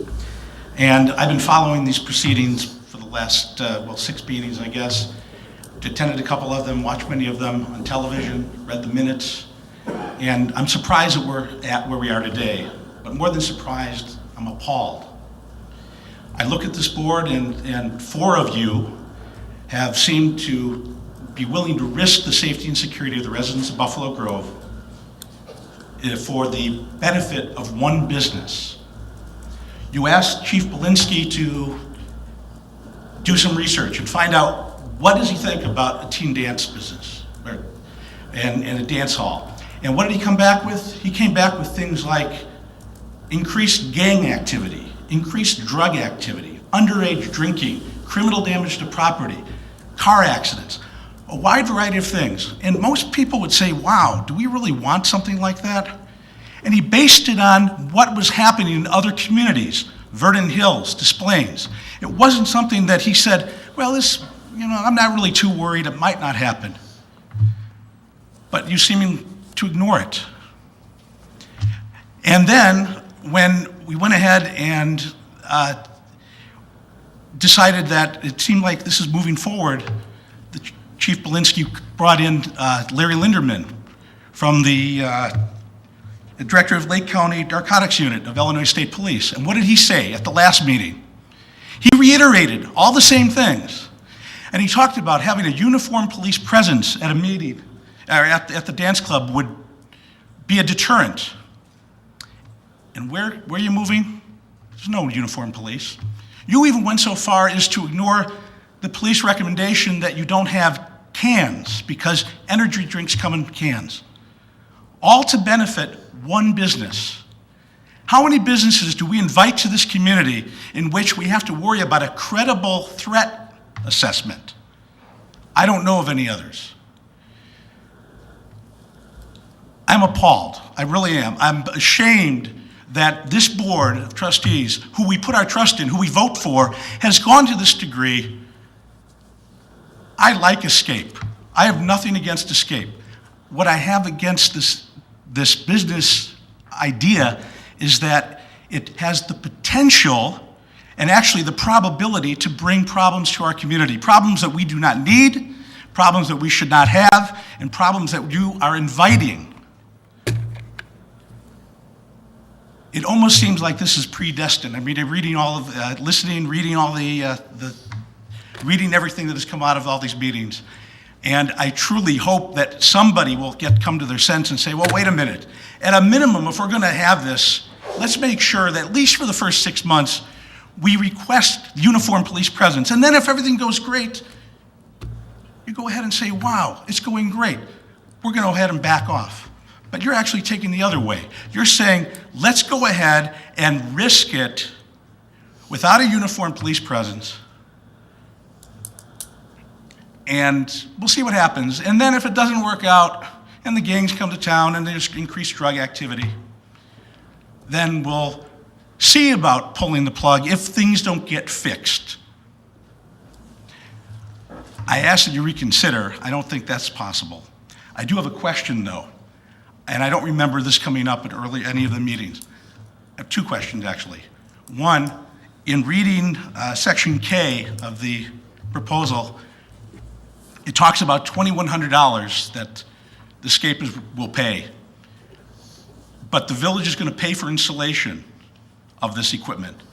How much does that cost? I don't see that in here. How much is it going to cost our taxpayer dollars to install this system for the benefit of Escape? And number two, how much revenue is going to be actually generated by this dance club for the village? I don't think I've seen that, and I'd love to hear it. I thank you for your time.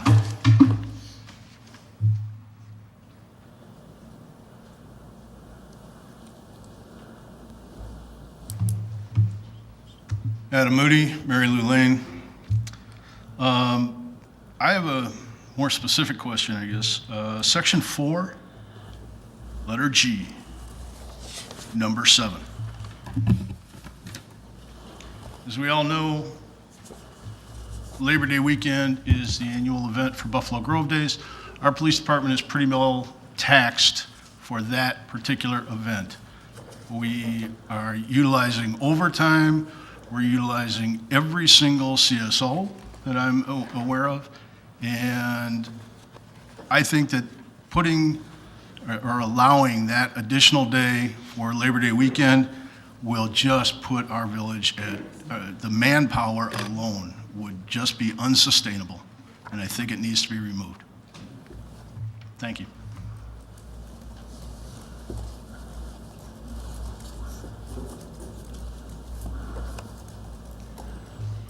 Good evening. My name is Barnett Fagel. I've lived at 224 Stanton Court West in Buffalo Grove for 10 years. My purpose for commenting tonight has to do with communications between the residents and the village council and the meetings therein. With President Hartstein's permission, I would like to take just a quick survey of how many people here have an opinion as to the volume level on Municipal Channel 6 that serves this community. I just want to see if it's consistent with the other channels, or you have to adjust it and turn it up or down. No, quite frankly, you don't even need to take an opinion on that. There's a problem. There's a clear problem. I've heard it. I've heard it. Matter of fact, as I've been knocking on doors from people, it's one thing that people have talked to me about. And one of the things we are doing as part, I can address this particular issue, as part of our IT department is in fact going to be evaluating improvements to that particular system during the coming year, because it is not an acceptable system as it stands right now. It is not consistent. It is not reliable, and it has provided erratic service to the people of Buffalo Grove. So your point is, without even making it, is well taken. Well, I figured if you can take surveys, I can take mine. Well, you can take them if you want to do it, but I can tell you that that's the, I don't have to. I don't dispute the issue. There's no dispute. But there's more. As I related to before the meeting tonight, there was a debate of the contestants for the election. And if I hadn't happened on it by chance, I don't think any of us knew about it by the League of Women Voters. That also does not need a survey. I already know the answer. You answered that one too. I didn't even know it was on myself, quite frankly. Case. Now, this comes to the point that when you turn on the channel guide for the municipal channel, all it says is municipal channel. It does not define the board meetings or the council meetings. It doesn't define any other special activities. Yes, it does mention something on the running on the channel if you're watching it. But if you effectively want to program your DVR to partake interest in the hearings here like tonight, you're not given any assistance. I feel that it's within Comcast's easy reach to provide that as part of their service. We all know we pay enough for the service, at least I know I do, and I believe that that is a deficiency that should be addressed equally as much as the audio problem.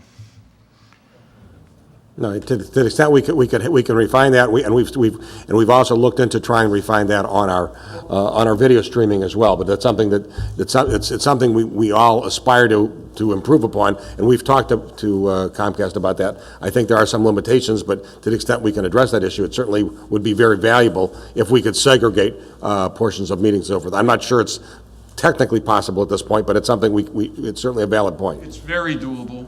It's a matter of a will to do it. And since they have entered into an agreement to provide a community service, I think that goes hand in hand with that service. Thank you. Thank you very much.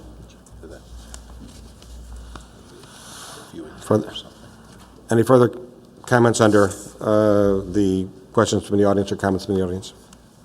If not, we'll move on to our consent agenda. The consent agenda is the portion of our meeting where one routine motion, certain items are adopted. Anyone on the board, anyone in the audience can request an item be removed from the consent agenda. At this time, I'd like to call on our village clerk, Jan Sarabian, to summarize this evening's consent agenda. Thank you. First item is ordinance 2010-06, amending ordinance 2009-89 concerning municipal gas use tax. The ordinance amends section 5 of ordinance 2009-89 and enacting a gas use tax. The amendment sets a provision for the village to review the tax by January 15th, 2011, and each January 15th thereafter, and requires the village board to take action if the original ordinance is to be amended or repealed. Timely notification of any changes to the ordinance must be communicated to the utilities. Resolution 2010-4, a resolution approving a petition for SMC certification. The village engineer recommends approval of the resolution, which provides for the continued designation of Buffalo Grove as a Lake County SMC certified community.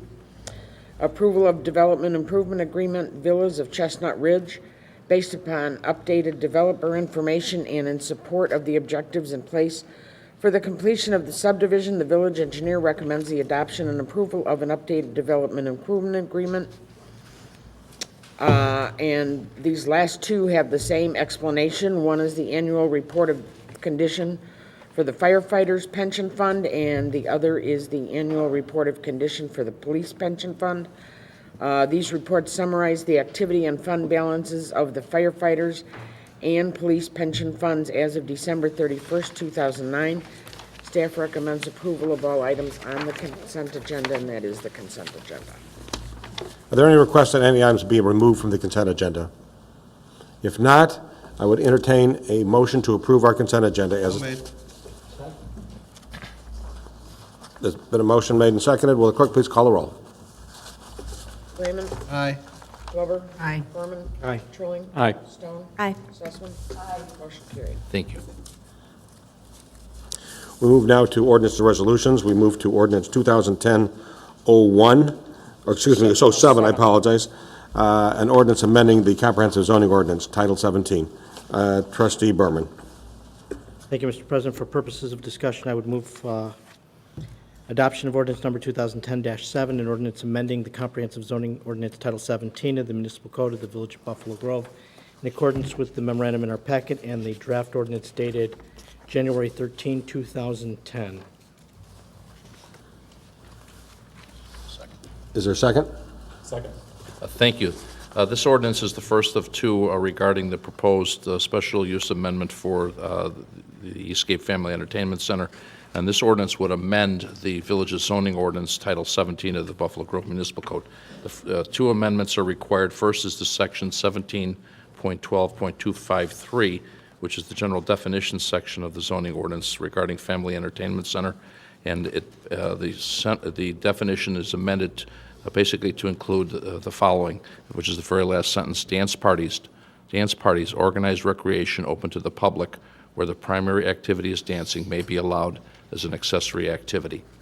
The second amendment is to section 17.44.060.C.1.E.11, which is amends the village's B5 district, and specifically for family entertainment uses within the village's B5 zoning district.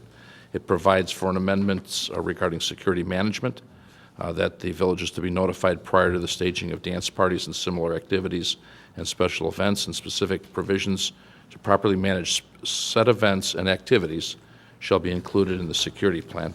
It also provides for additional authority to the local liquor control commissioner regarding the implementation and the execution of proper protocols regarding the sale and consumption of alcoholic beverages within the areas identified or set aside for dance parties and similar activities and special events. And third, it amends the section regarding security plans that are subject to the approval of the village prior to the issuance of a certificate of occupancy.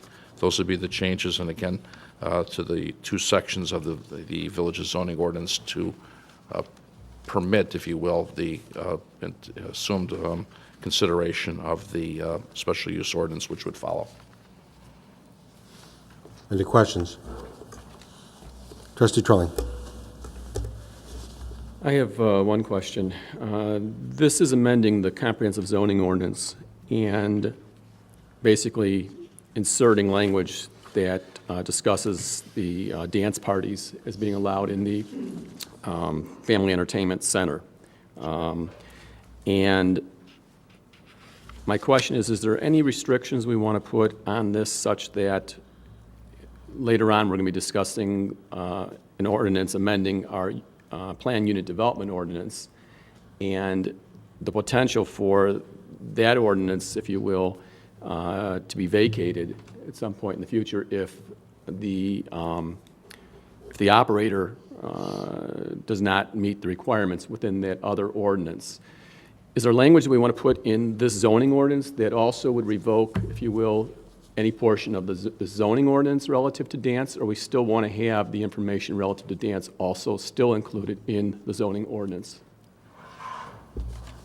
If I interpret your question, Steve, is if we have a bad experience regards to dance parties, do we want this ordinance to still be in the comprehensive zoning ordinance? Correct. I'm sorry, to be in the village's zoning ordinance. I guess my response would be, if that's the case, then a board can always repeal and change the ordinance, zoning ordinance at any time it wants. I don't know if that answers your question, but that's my answer to your question, rather than to make it automatic. Okay. And it would require, would require a special use in any event, so, correct? Correct, but So it would not be done without the approval of this board? Yeah, I think yes. I think the question is, if dance parties don't work, my interpretation is if dance parties don't work out, can we go back and revise the language in these two sections to what it was previously? My answer is yes, you as the corporate authorities can do that. Okay, thank you. Thank you. Trustee Brayman. Teresa, should we, or would it be a better idea in Section 1, where it says dance parties, et cetera, may be allowed as accessory activity, inserting language as a special use and subject to special use conditions?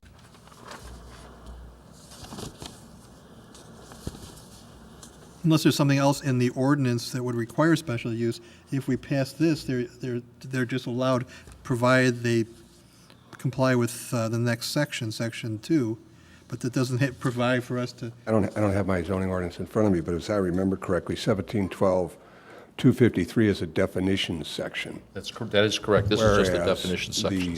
Section 2 is the special use section. Bob, can you help me here? Correct. The Family Entertainment Center is a special use within the B5 district, so the dancing is accessory within that special use. So I believe there's clear authority by the village board to regulate dancing as an accessory use within a larger special use. Are you satisfied with that, Mr. Racer? Yes. Okay, thank you. Any further questions? Trustee Stone? I just want to understand, are we voting on this tonight, or are we waiting for the rapid eye situation? This ordinance this is a text amendment to our zoning ordinance, which basically allows for this. This is nothing to do with the rapid eye. This No, is I to know, do. but I mean, do we have to wait for that, or this is the vote tonight? This is on the agenda. Conclusive. This is on the agenda to be voted upon this I evening. just wanted to know, because there was the Correct. delay that you said with March That relates, 2nd. just for clarification, that particular issue Okay. related to when the certificate of occupancy cannot be issued until that particular issue is resolved and paid for. That's under the next ordinance. That's in the special use ordinance, that there cannot be an occupancy permit until that's resolved and fully paid for. But that has nothing to do with this zoning So this textual is, amendment. Okay, so this is the vote tonight. All right, I've got a question. Interesting night for me tonight.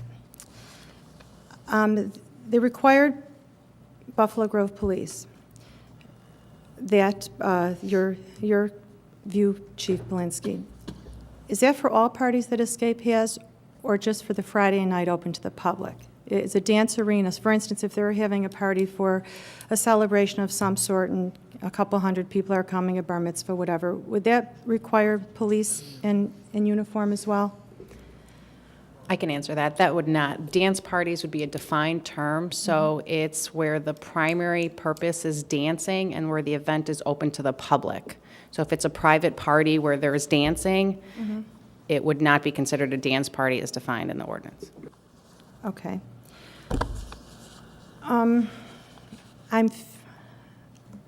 I know it's the, what do they call it, the last hour, but I'm feeling like the police might need to be there on Friday and Saturday with the uniform. And the reason is, let me just explain to you why I'm feeling this way. It was compelling what the public speakers said, but let me tell you why it was compelling. And it's an interesting thing. It's an interesting thing when you're up here deciding the fate of which way something's going to go. And as you know, I do believe kids need to have a place to dance and have fun, and I still do think that. But this is what was bothering me. Larry Lindenman from MEG got up, and he spoke about when people are off-duty or non-policemen have a job, and that's who they're monitoring. Often they might be allegiant to who the employer is, and not saying that the employer would be telling them not to tell them something, but it's their job, and they would want that job. And if there's a problem, then therefore the business might not survive. And I'm feeling concerned about that. And I'm feeling that on those nights, I think the kids should have the opportunity to dance, but we are living in a time of really high crime and drugs and gangs, and we just saw the guy that was busted for putting something in the girls' drink. I'm concerned. I am concerned, and I know we've had 5 meetings, and I'm feeling very uncomfortable. However many I'm feeling, but the truth is, in this moment, I am feeling for this community. It's too. If I may point something out to you, Trustee Stone, Yeah. you're addressing the wrong ordinance at this time. Okay, well, I'm. Because we're basically speaking about the text amendment, which has nothing to do with the Well, police. then now you know how I'm feeling. All right, but I just want to. I know you feel, but it doesn't relate to this ordinance. It relates to the next ordinance. Okay, well, you know, I still am not quite sure, but. I understand. I'm supposed to say things, but I'm just saying this, is that I think we should have a dance arena. I think it will be a very successful business. I do understand in the first 6 months that it does need to be monitored at that level. There's an armed policeman is different than an undercover, someone who's working for a private company. And Larry Lindenman spoke to it, and now the citizens got up, and I won't say they changed my mind, they hit what was bothering me. It was bothering me. And I spoke to my family, and I thought, oh my God, but this is how I'm feeling. It's the wrong time to tell you, but I'm just telling you. I do want to have the dance club. I'm all for it, but I want it to be safe. I want to make sure it's safe, and not that you can't make it safe, but the best way to make it safe is to have the police there, because there is drug dealing going on at a level that, unless you speak with Larry Lindenman or Chief Belinsky, you really wouldn't believe it.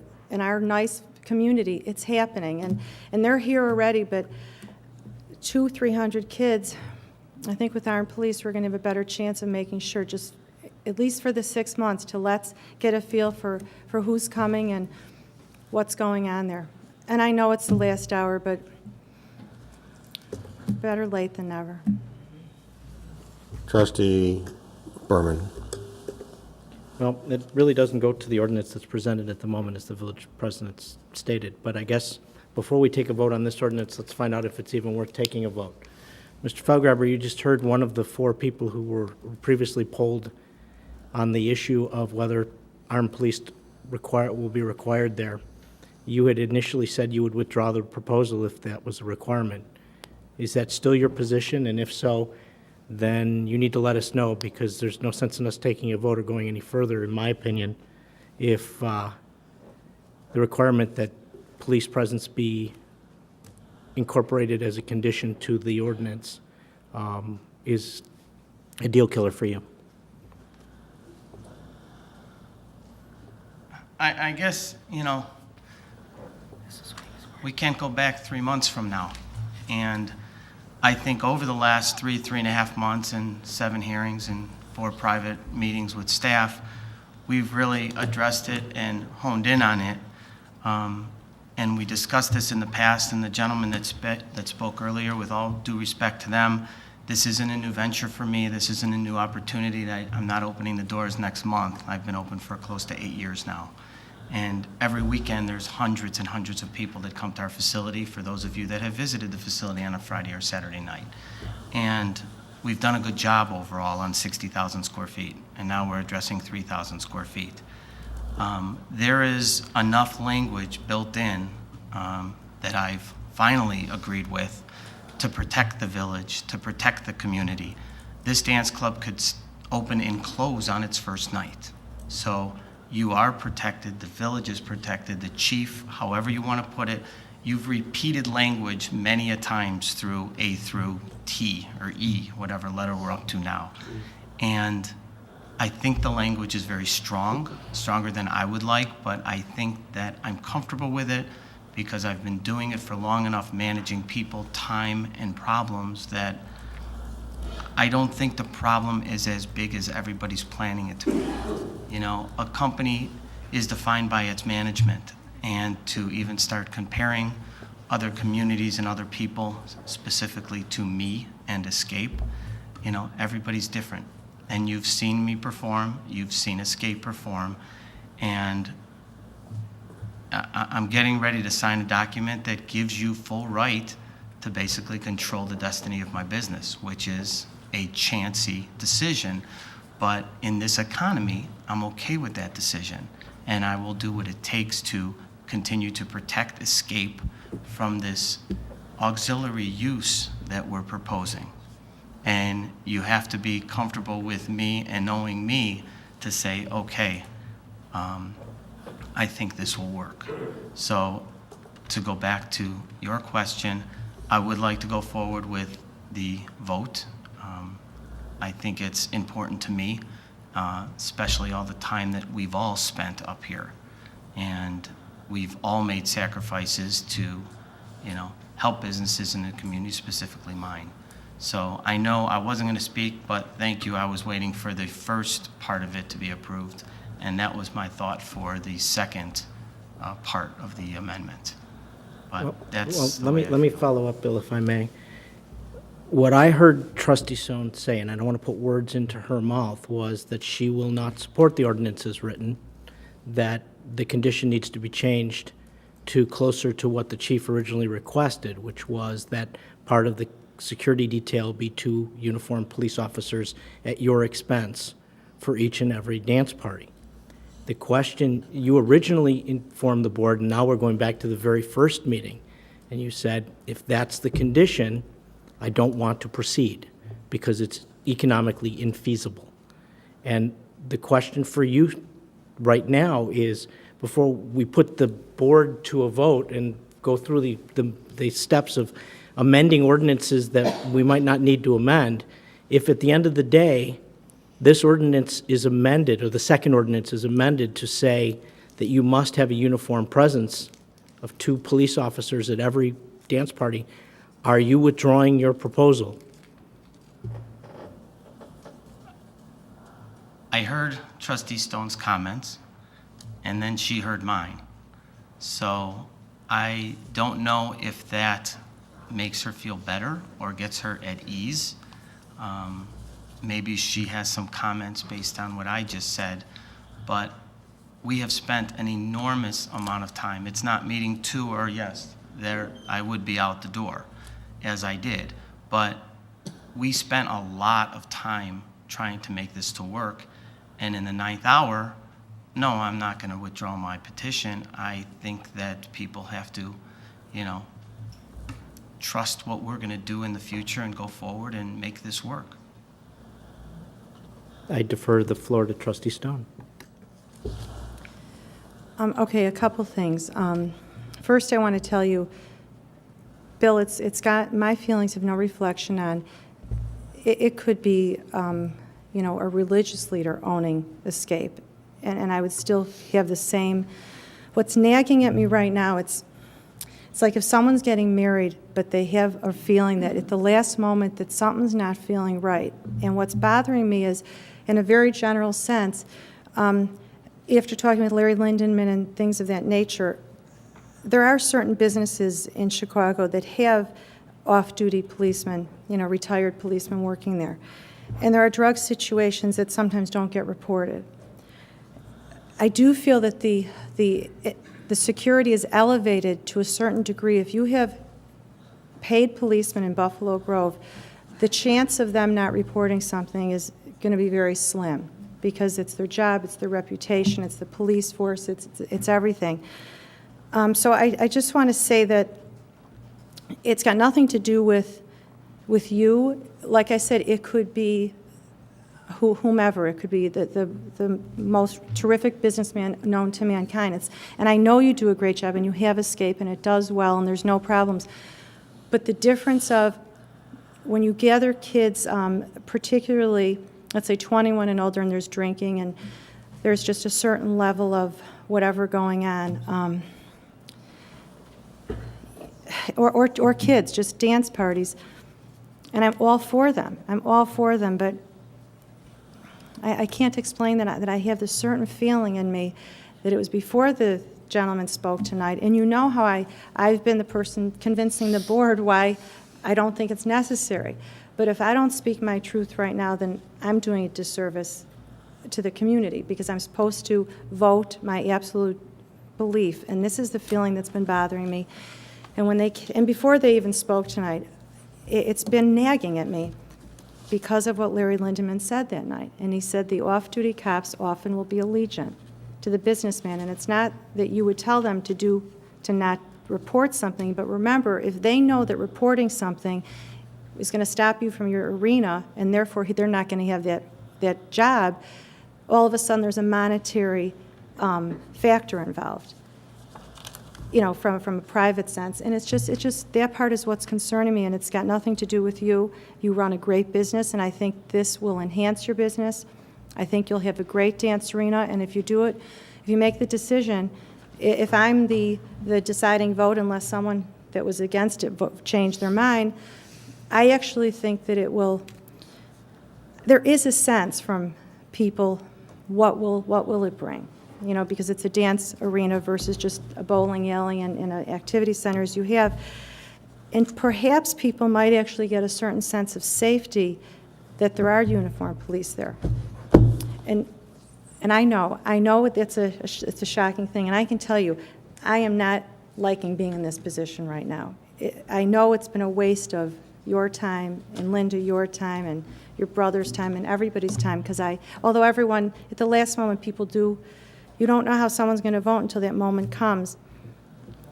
But this information that's come to me has impacted my thoughts about it, and if it impacted it so much that I felt you shouldn't have a dance arena, I would say I think the whole idea is bad. Obviously, I'm saying something that is somewhat controversial after being on one side going to the other. But I do think you should have a dance arena, where some people probably think you should not have one. I do think you should have one. I think it would be a really cool thing. But I think that the security should be at the level that Chief Belinsky said. I do. And I'm sorry, it's like you don't walk down the aisle if you feel you shouldn't. And you shouldn't just because you said you would. You know, I've committed up here over and over, I'm for it, I'm for it. And I am for it, but I'm for it with the right security, because we're living in a day with, it's true what Marty Sussman said, heroin. Try to rehabilitate a heroin addict. I could tell you personally, it doesn't happen very often. I don't want one child to get a particular drug that they would not have gotten. And it's bad enough that it's happening. This is not, you're not bringing drugs to this community, they're here. But this would open an opportunity with all these kids.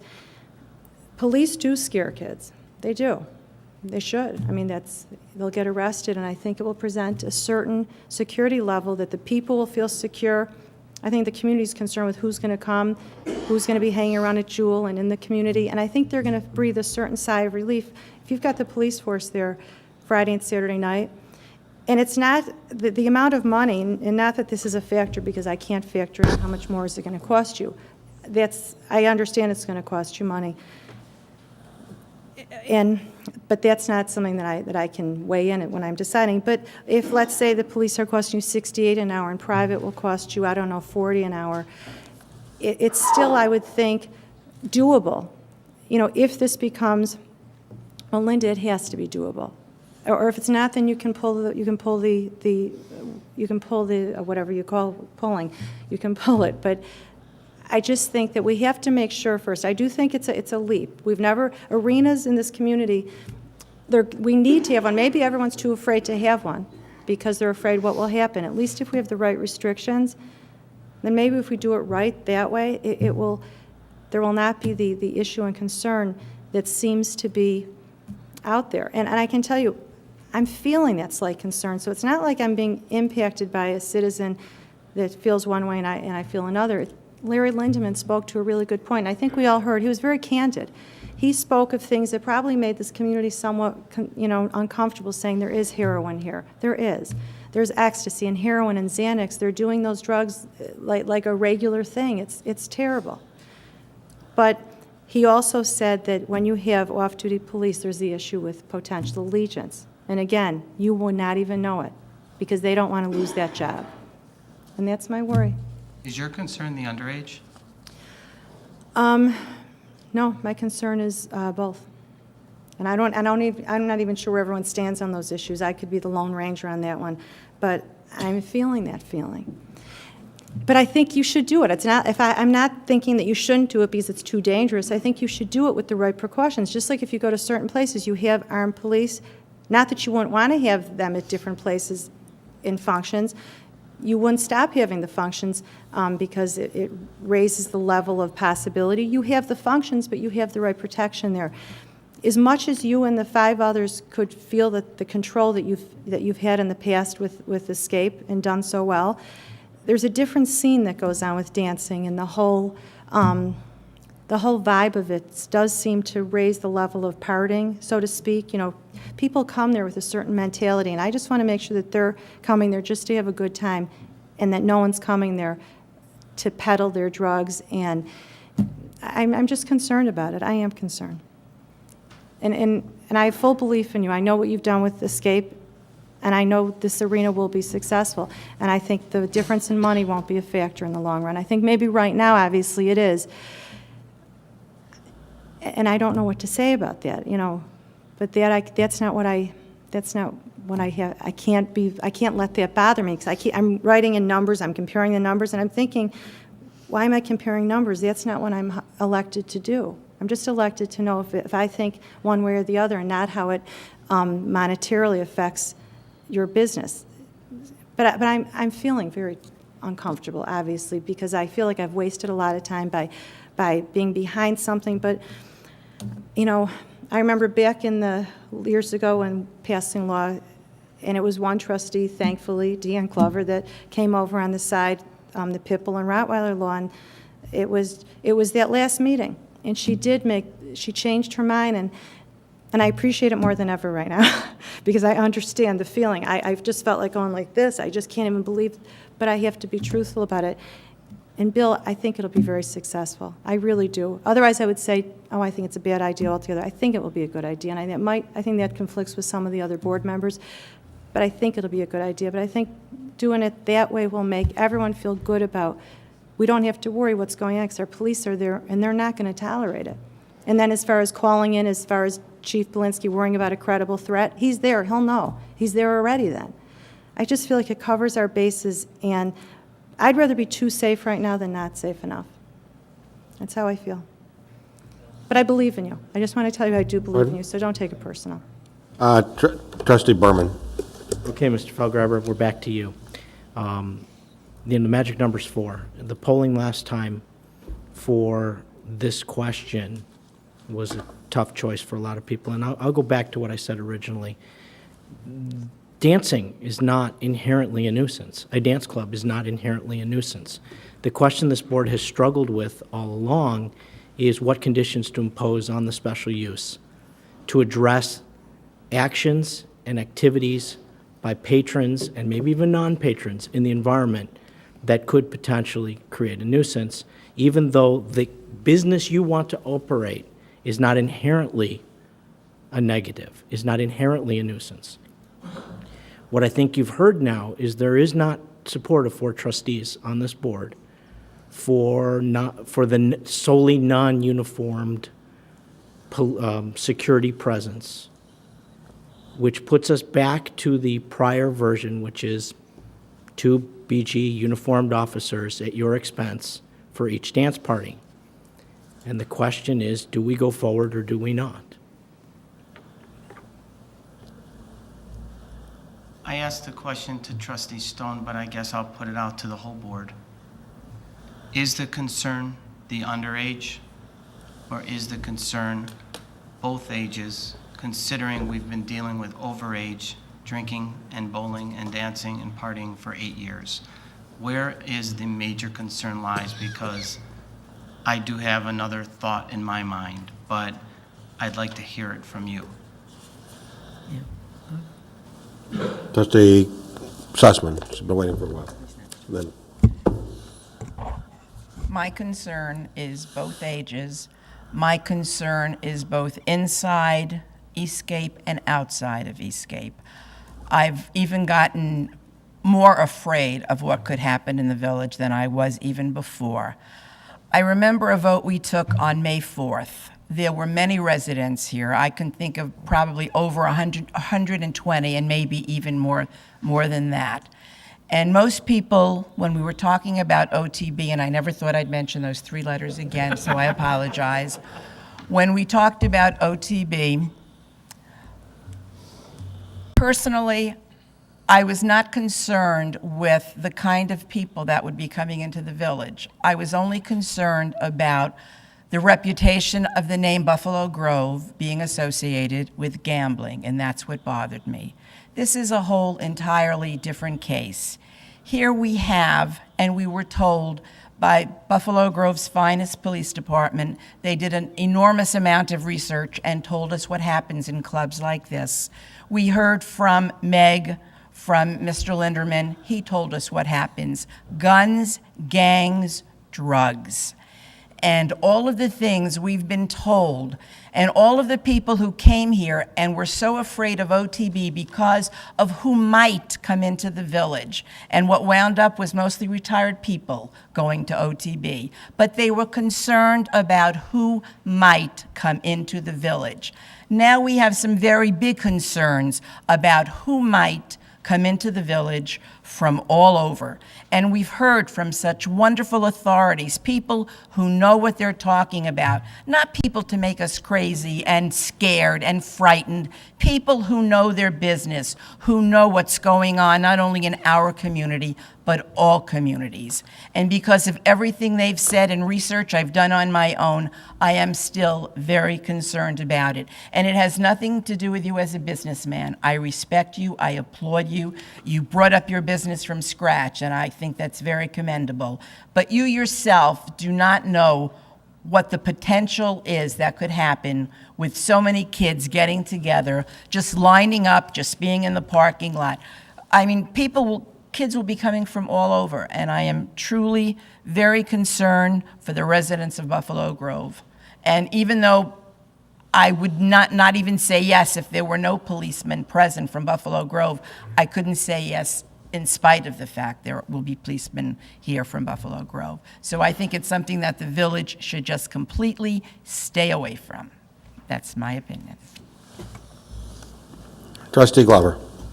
Thank you. Bill, you've known what I've thought about a police presence from the beginning, and I had two major issues when this first came to us. And after listening to the police chief and talking to him privately, I'd pretty much made up my mind. I didn't want it at all. And it wasn't because I don't believe in young kids getting together to dance. I was really concerned about what we might be dealing with. And that's what his research had shown, what we might be dealing with. I'm not even going to vote on this, a positive vote on this ordinance without a guarantee of police presence. 2 officers, uniformed officers, because there's no point in my voting on this if that's my drop dead. And to me, that's it. So I won't even vote positively on this part. And on the next part, I have a whole lot of other questions and comments. So you know what I've thought, and it has nothing to do with you as a businessman, it has nothing to do with the skate. It just is a concern about how we protect our residents. And that's our charge, is to protect the health, safety, and well-being of our residents as a whole, as a community. And I believe it's going to put a huge stress on our police department, which is running thin, to have to make sure that they're over by Escape on the 2 nights of the week that they're dance parties, to make sure there's nothing going on. So, like I said, this will be a no vote for me unless you guarantee that there'll be police officers, will accept the fact that there'll be uniformed police officers. Thank you. Trustee Bryman. Thank you. Unlike Trustee Stone, I've never wavered walking down the aisle. Maybe I should tell Sue that. But Bill, I guess you know how I feel. I mean, we've talked about this time and time again. And it has nothing to do with you as a user. It's the use. Because no matter what you do, I believe that there's a really viable concern for a problem. And even with the uniformed officers there, I still think it may reduce the problem or limit the problem, but there's still going to be a problem. My experience tells me that the documentation we receive from Meg and from the police department clearly indicates that. So that's my feeling is. But I guess you have to look at the good news, that is you won't have to pay the $2,100. Because with the 2 officers there, I don't think they're going to need to have that surveillance camera. So maybe you get some benefit. But again, I have it as the concern. It's not has to do with the minor, the underage or overage. The drugs, the gangs, the violence, the possible weapon problems are present in both. That's my concern. Thank you. I think I'm probably good on the comment side. Unless somebody else wanted to speak. Trustee Sussman had something else you would like to say. I don't know where this would go, but I want us not to forget the comment that Adam Moody made about having it on Labor Day weekend, because that's when we have so much going on with VG days. So perhaps there wouldn't be enough police officers to be at both places at one time. I tend to think that's a valid point, and I'm persuaded by a concern about that being a major weekend in the village of Buffalo Grove. And my inclination would that particular, based upon that comment, which I think somehow we did not think about it before. We would allow Columbus Day, though. Columbus Day we would allow, but we would not. But I would be disinclined to allow the Labor Day, based upon the fact that we have plenty of things going on in Buffalo Grove on Labor Day weekend, to say the least. Based on what I've heard, I know this is the worst thing you want to hear, but I would request a continuance to the next meeting to defer with staff and chief to make some revisions to some of the paragraphs based on the comments that I've heard that hopefully will be acceptable at the next village board meeting. Trustee Stone, did you have something you wanted to add? I just have to respond, Trustee Bryman, so that I can go home tonight. I didn't waver going down the aisle. But it was just an analogy. It's that last minute that you still have to... I was going to call Gary. Bill, if I could, Mr. President, you mentioned before that you're going to be out of town or out of the country in the next meeting. Is that still the case? I think that's what it was. Yes. Okay, so I mean, do we want to continue it, if you're going to ask for continue it into March? But then you're talking about the fact that you have this something planned, this special Yeah, but event. that doesn't really affect the ordinance. It's Okay. a charity event for Battle of the Bands. It's not a dance party. So, I know I'll be out of town. I guess leave it open until we defer with staff because depending on what. We can't, we have to continue the public hearing and the ordinance. We can open it, we can continue it again, but we can continue the public hearing to a date certain and possibly put the ordinance. If you say you can't do it, we won't do it. But I mean, but obviously, we have to continue the public hearing to a date certain. Do you have a particular date in mind which you would request? Well, again, it would depend on if the meeting next week is fine and we revise it, we can continue to the next meeting and I can have other people at the meeting for me. But yes, I am still out of the country at the next meeting. It's your pleasure. Well, let's continue it in the interest of flexibility, the public hearing to the next meeting. Entertain a motion to continue the public hearing and the agenda items to the next meeting. So made. Mr. President, can we say the exact date of the next meeting? February 22nd. At 7:30. At 7:30 p.m. Thank you. Trustee Braman, do you have something further? Oh, no, I'm sorry. There's been a motion made and seconded to defer these items, the hearings and the items to the 22nd. Any discussion? Will the clerk call the roll? Raymond. Aye. Glover. Aye. Berman. Aye. Trilling. Aye. Stone. I'm You undone. sound funny. I've done that. Was that you? Try it again. To continue. Trilling. Aye. Stone. Aye. Sussman. Aye. Motion carried. Okay. Thank you. Alrighty. I think we're moving on to item of new business, which is a pre-application conference for a proposed telecommunication tower by T-Mobile on the Buffalo Grove Golf Course in the R4 district. Trustee Glover. I'm going to defer to staff, and then I'll make a motion. Thank you. This evening, we want to invite, Mike Howley is here representing T-Mobile, but in terms of their request to construct a telecommunications tower and telecommunications antenna and support facilities adjacent to the Buffalo Grove Golf Club House building immediately to the west of the site. This is actually an endeavor that the board has been the staff has been undergoing with Mr. Howley and his representatives from T-Mobile since, I believe, middle of 2008.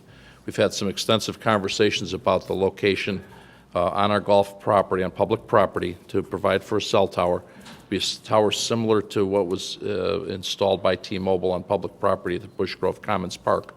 We first looked at the driving range and found that that was not feasible because of just floodplain matters and just getting equipment and heavy equipment and repetitive equipment out to the site.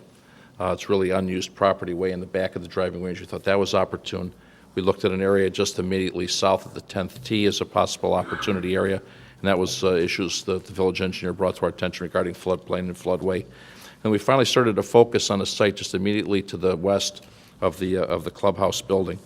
The petitioners here this evening to request a pre-application conference with the board to discuss locating a cell tower in a range of 100 to 120 feet based on the direction of the board and the plan commission. The higher the tower, the more opportunity for co-locate. It would affirm a process and a policy of the village when there are cell towers, communication towers within the community to try to provide opportunities for co-location. The property that would be located on is owned by the Village of Buffalo Grove. It is owned in the R4 residential district. All of the golf courses property is within that district, but the property is a special use within a residential district. And the village's zoning ordinance does provide for cell towers as special uses within the residential zoning districts. By a point of reference, a question was asked today in terms of trying to just reference what a 100 to 120 foot tower might or could look like. The petitioners provided 3 examples: a stealth tower, a flagpole style, a more traditional look of a tower, and also a monopole, but with more of a flush mount. and again in 3 heights, 100, 110, 120 feet. But a point of reference is the tower right behind the Village Hall here that was installed is 129 feet from grade. So that gives a point of reference, and the question was asked on that. This would be further away from the site, shielded by a number of trees, and a wall that would be constructed sort of provide some screening from the from the golf course and from the street. There's dimensions that are provided. The nearest to residential property is on Mary Lou Lane. That's approximately 590 feet away. And the Manchester Greens property, which is the next closest, is 645 feet away, all across golf course property. And again, in the relation to the Mary Lou Lane property, actually across Lake Cook Road. After that, we're several thousand feet away from the nearest residential properties to the west, northwest, and north of the proposed site, and again, all across Buffalo Grove Golf Club property. Again, this is an initiative that we've been working with T-Mobile on for almost 2 years.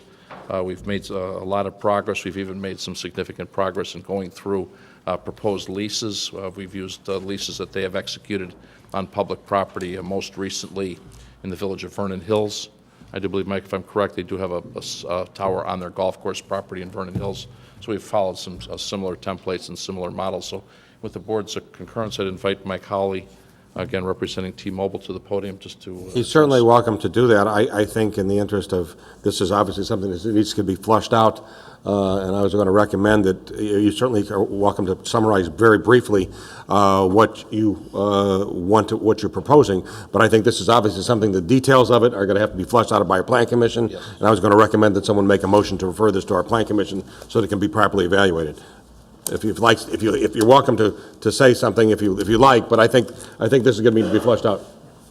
Okay, I'm going to make a motion that we refer to the Plan Commission the proposed telecommunications tower by T-Mobile at the Buffalo Grove Golf Course, 48 Rock Boulevard, special use in the R4 residential district. Thank you. Second. Is there discussion on the motion? Trustee Brayman. Okay, just when the Plan Commission reviews this, I want to make sure they really review the issue of a monopole, because even though it sounds nice, there's nothing coming out of it, my understanding, my recollection when we talked about it with the Park District, that it's a much larger tower, and therefore it's a little bit more obtrusive, and I just want to make certain if we do go along with this, it's as less obtrusive as possible. Trustee Berman? Thank you. I absolutely agree with Trustee Brayman. My first reaction to looking at these pictures is that they were enormous. Yeah. And that is a concern for me. I would ask the Plan Commission to really drill down on what height they actually need as opposed to what they want. I know they've talked about a number of ranges of heights of the monopole, and it's not something that necessarily should be a given. Thank you. Any further discussion on the motion? If not, will the clerk please call the roll? Raymond. Aye. Wilbur. Aye. Berman. Aye. Trilling. Aye. Stone. Aye. Sussman. Aye. Motion carried. Thank you. We will schedule with the petitioner and get them to the... Moving on to item B, we have a status report on the proposed industrial drive annexation. Mr. Brim? Thank you. I've asked Gita to step to the podium just to give us give the board and public an overview of what's been going on the last several years with our initiatives annexing property along the industrial drive area. This is property that's currently in the village of Lincolnshire, and has been proposed per the 2005 approved boundary and planning use agreement that would be disconnected from the village of Lincolnshire and brought into the village of Buffalo Grove as a concurrent annexation. This is a property that we believe is challenging in terms of its redevelopment and current use. We look at this as a project area, a long-term project area, but one that there's an opportunity for reuse, especially as ownership changes. The parcels that we're specifically talking about are the Lenzini property, which fronts Aptekissick Road on Industrial Drive. And the second property in is the Dick's Crane Service, owned by Richard Beinlich. There's a number of properties there where there's a crane service and various portions of that site that he rents out to third parties. And the very last property, the furthest south property, is owned by Robert Brooks, who actually lives on the parcel. He's lived there probably, I think, close to his whole life, and lives and also rents out a portion of the facility for various third parties. There's a fourth party that's owned by Roadway Express.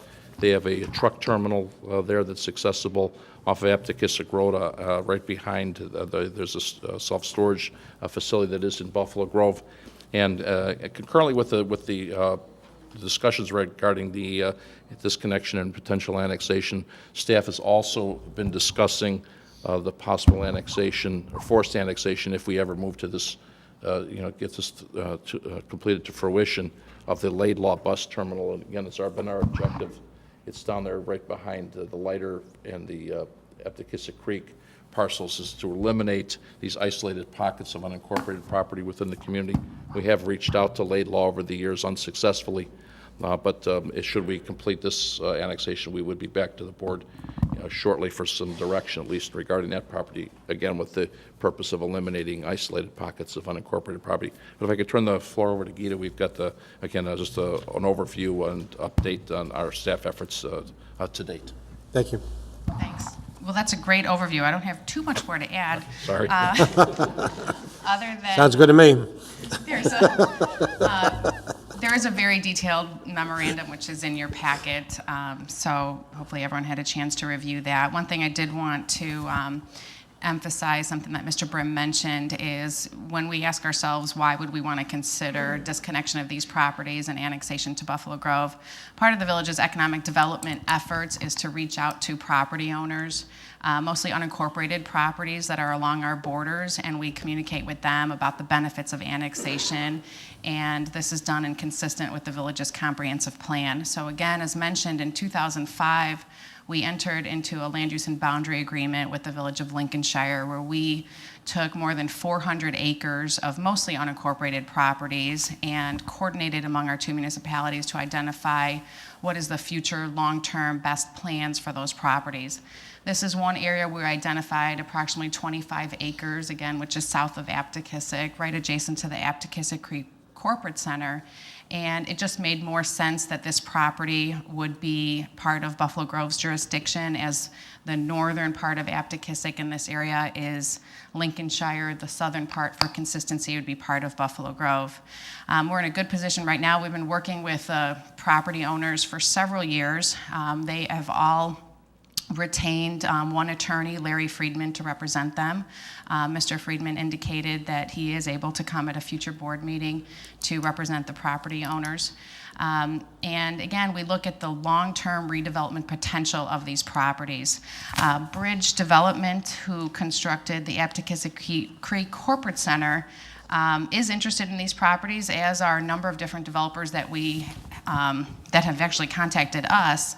And within your packet is a very conceptual plan that Bridge had put together, because one thing that we were asking for is what is a potential redevelopment plan for this area. So included in your packet is a conceptual plan which identifies 2 large industrial buildings. There's, of course, the retention area, and then on-site parking, which is depicted. This is just one scenario of several different options that the board could see in the future. We have also, as part of our discussions with the property owners, we have in your staff memorandum, we have outlined different conditions that we've talked about, which would be included in the annexation agreement. As part of an incentive to annex, it's important for property owners. They want pretty much a seamless transition. In this case, because they're already served by Lincolnshire Water isn't really an incentive for them to do this. So that's why, as part of that specific aspect, we've discussed with them that it would be at the village's cost that we would have the water main tapped off for Lincolnshire and then connected to Buffalo Grove.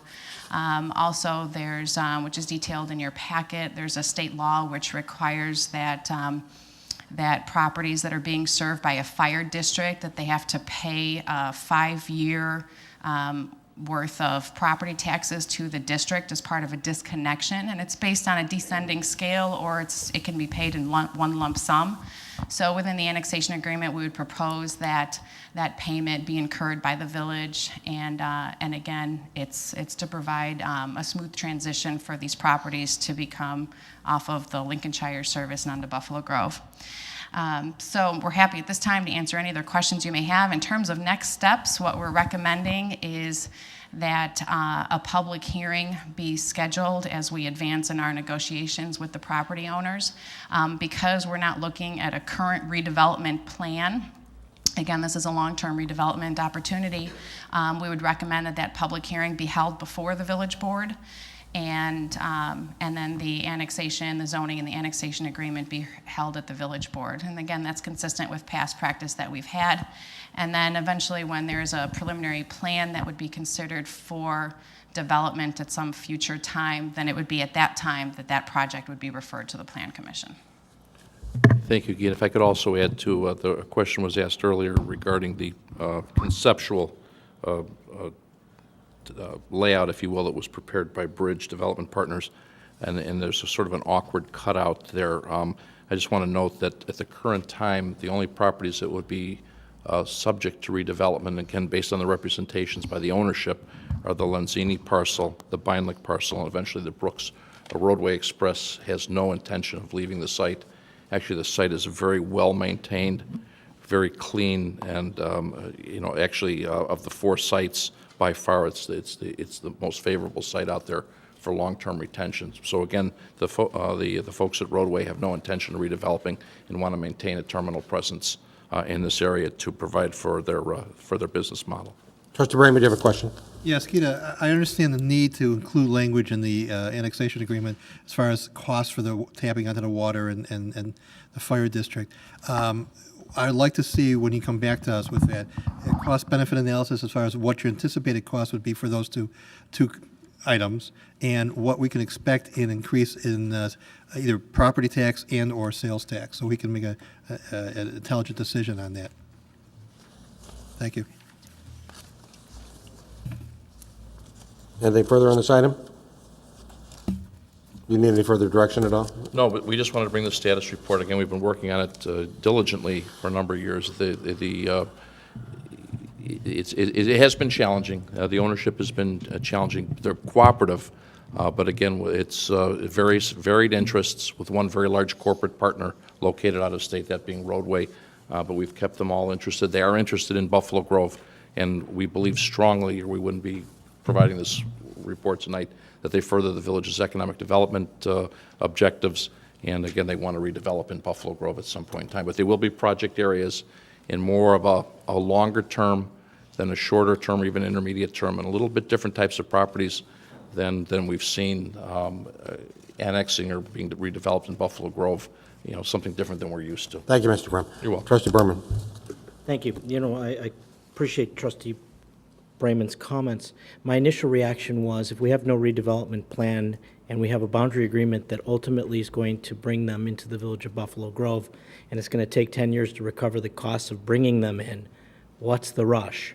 Why spend the money now? And I think that I will keep an open mind till I hear the additional information that Trustee Brayman asked, but at the moment I'm quite skeptical of why we are doing this right now. It doesn't seem to make a whole lot of sense. It doesn't seem like we're getting much out of taking the step right now and spending the money right now. I also want to comment on one thing, and I know that it's somewhat speculative, but the suggestion that if this plan moves forward, that we would look to forcibly annex a parcel. Please understand, Mr. Brim, that even if we move forward with the voluntaries, do not presume that I will have any support for a forcible annexation.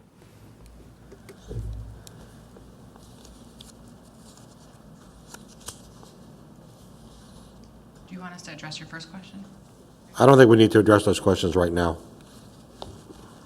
I think part of the, if you're saying Mr. Friedman's going to be coming in to talk about this, I think we should be part of the discussions when Mr. Friedman comes in.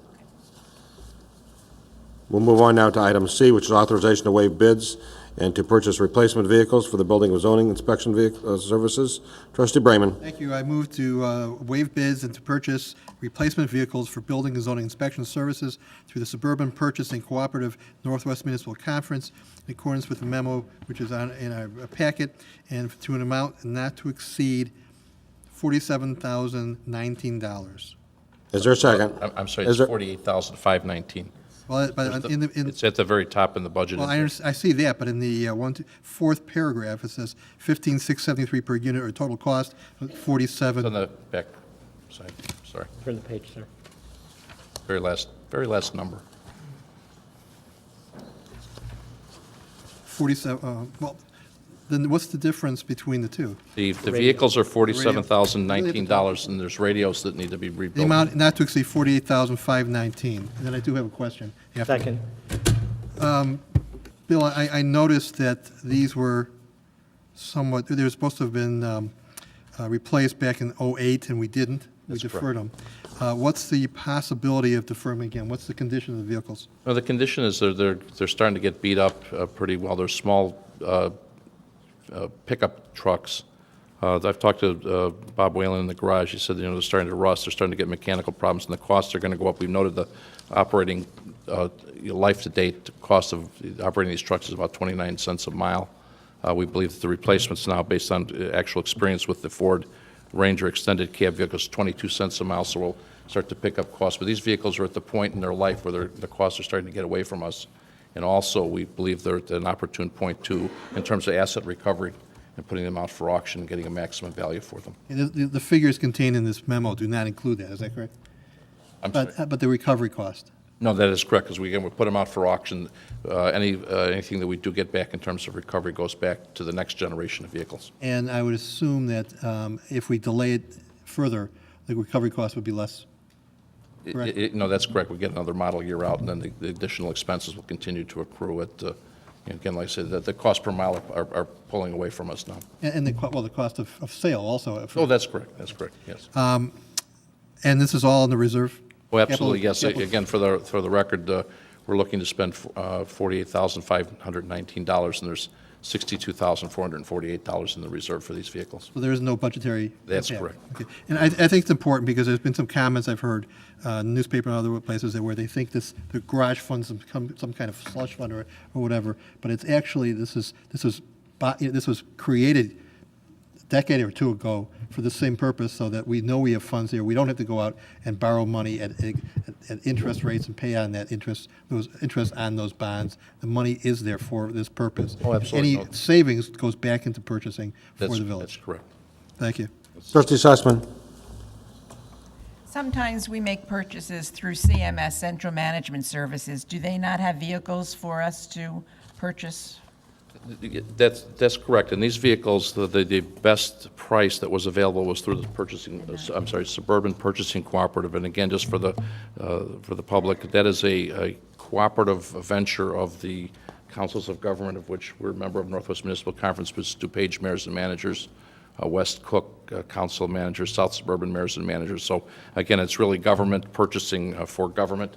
And this cooperative has done all the bidding and all the purchasing work on behalf of all the communities. But again, we just look out where the best price is, and sometimes CMS does not bid certain vehicles. Trustee Trilling. Yes, I noticed our commissioner for the building department, Sheehan, is here, and I just have a question for him regarding the current radio situation. These radios, I presume, are radios that are actually installed in the vehicles themselves. So if the inspector is not in the vehicle, then he cannot use the radio, I would assume. Is that correct? Correct. They're two-way radios that are vehicle mounted. Okay. And how effective is that? I know, as an example, my company, we got away from having radios installed in each one of our trucks to the preference of having, if you will, a two-way radio or cell phone, in which case then phone calls can be made or received when the inspector, or in this case an employee of mine, would be on a job site or somewhere else. I'm wondering, is the expense worth it to have him in the radio in the car when he's got to, in the truck, when he's got to be in the truck to use it, or is it better to possibly have something that's more mobile?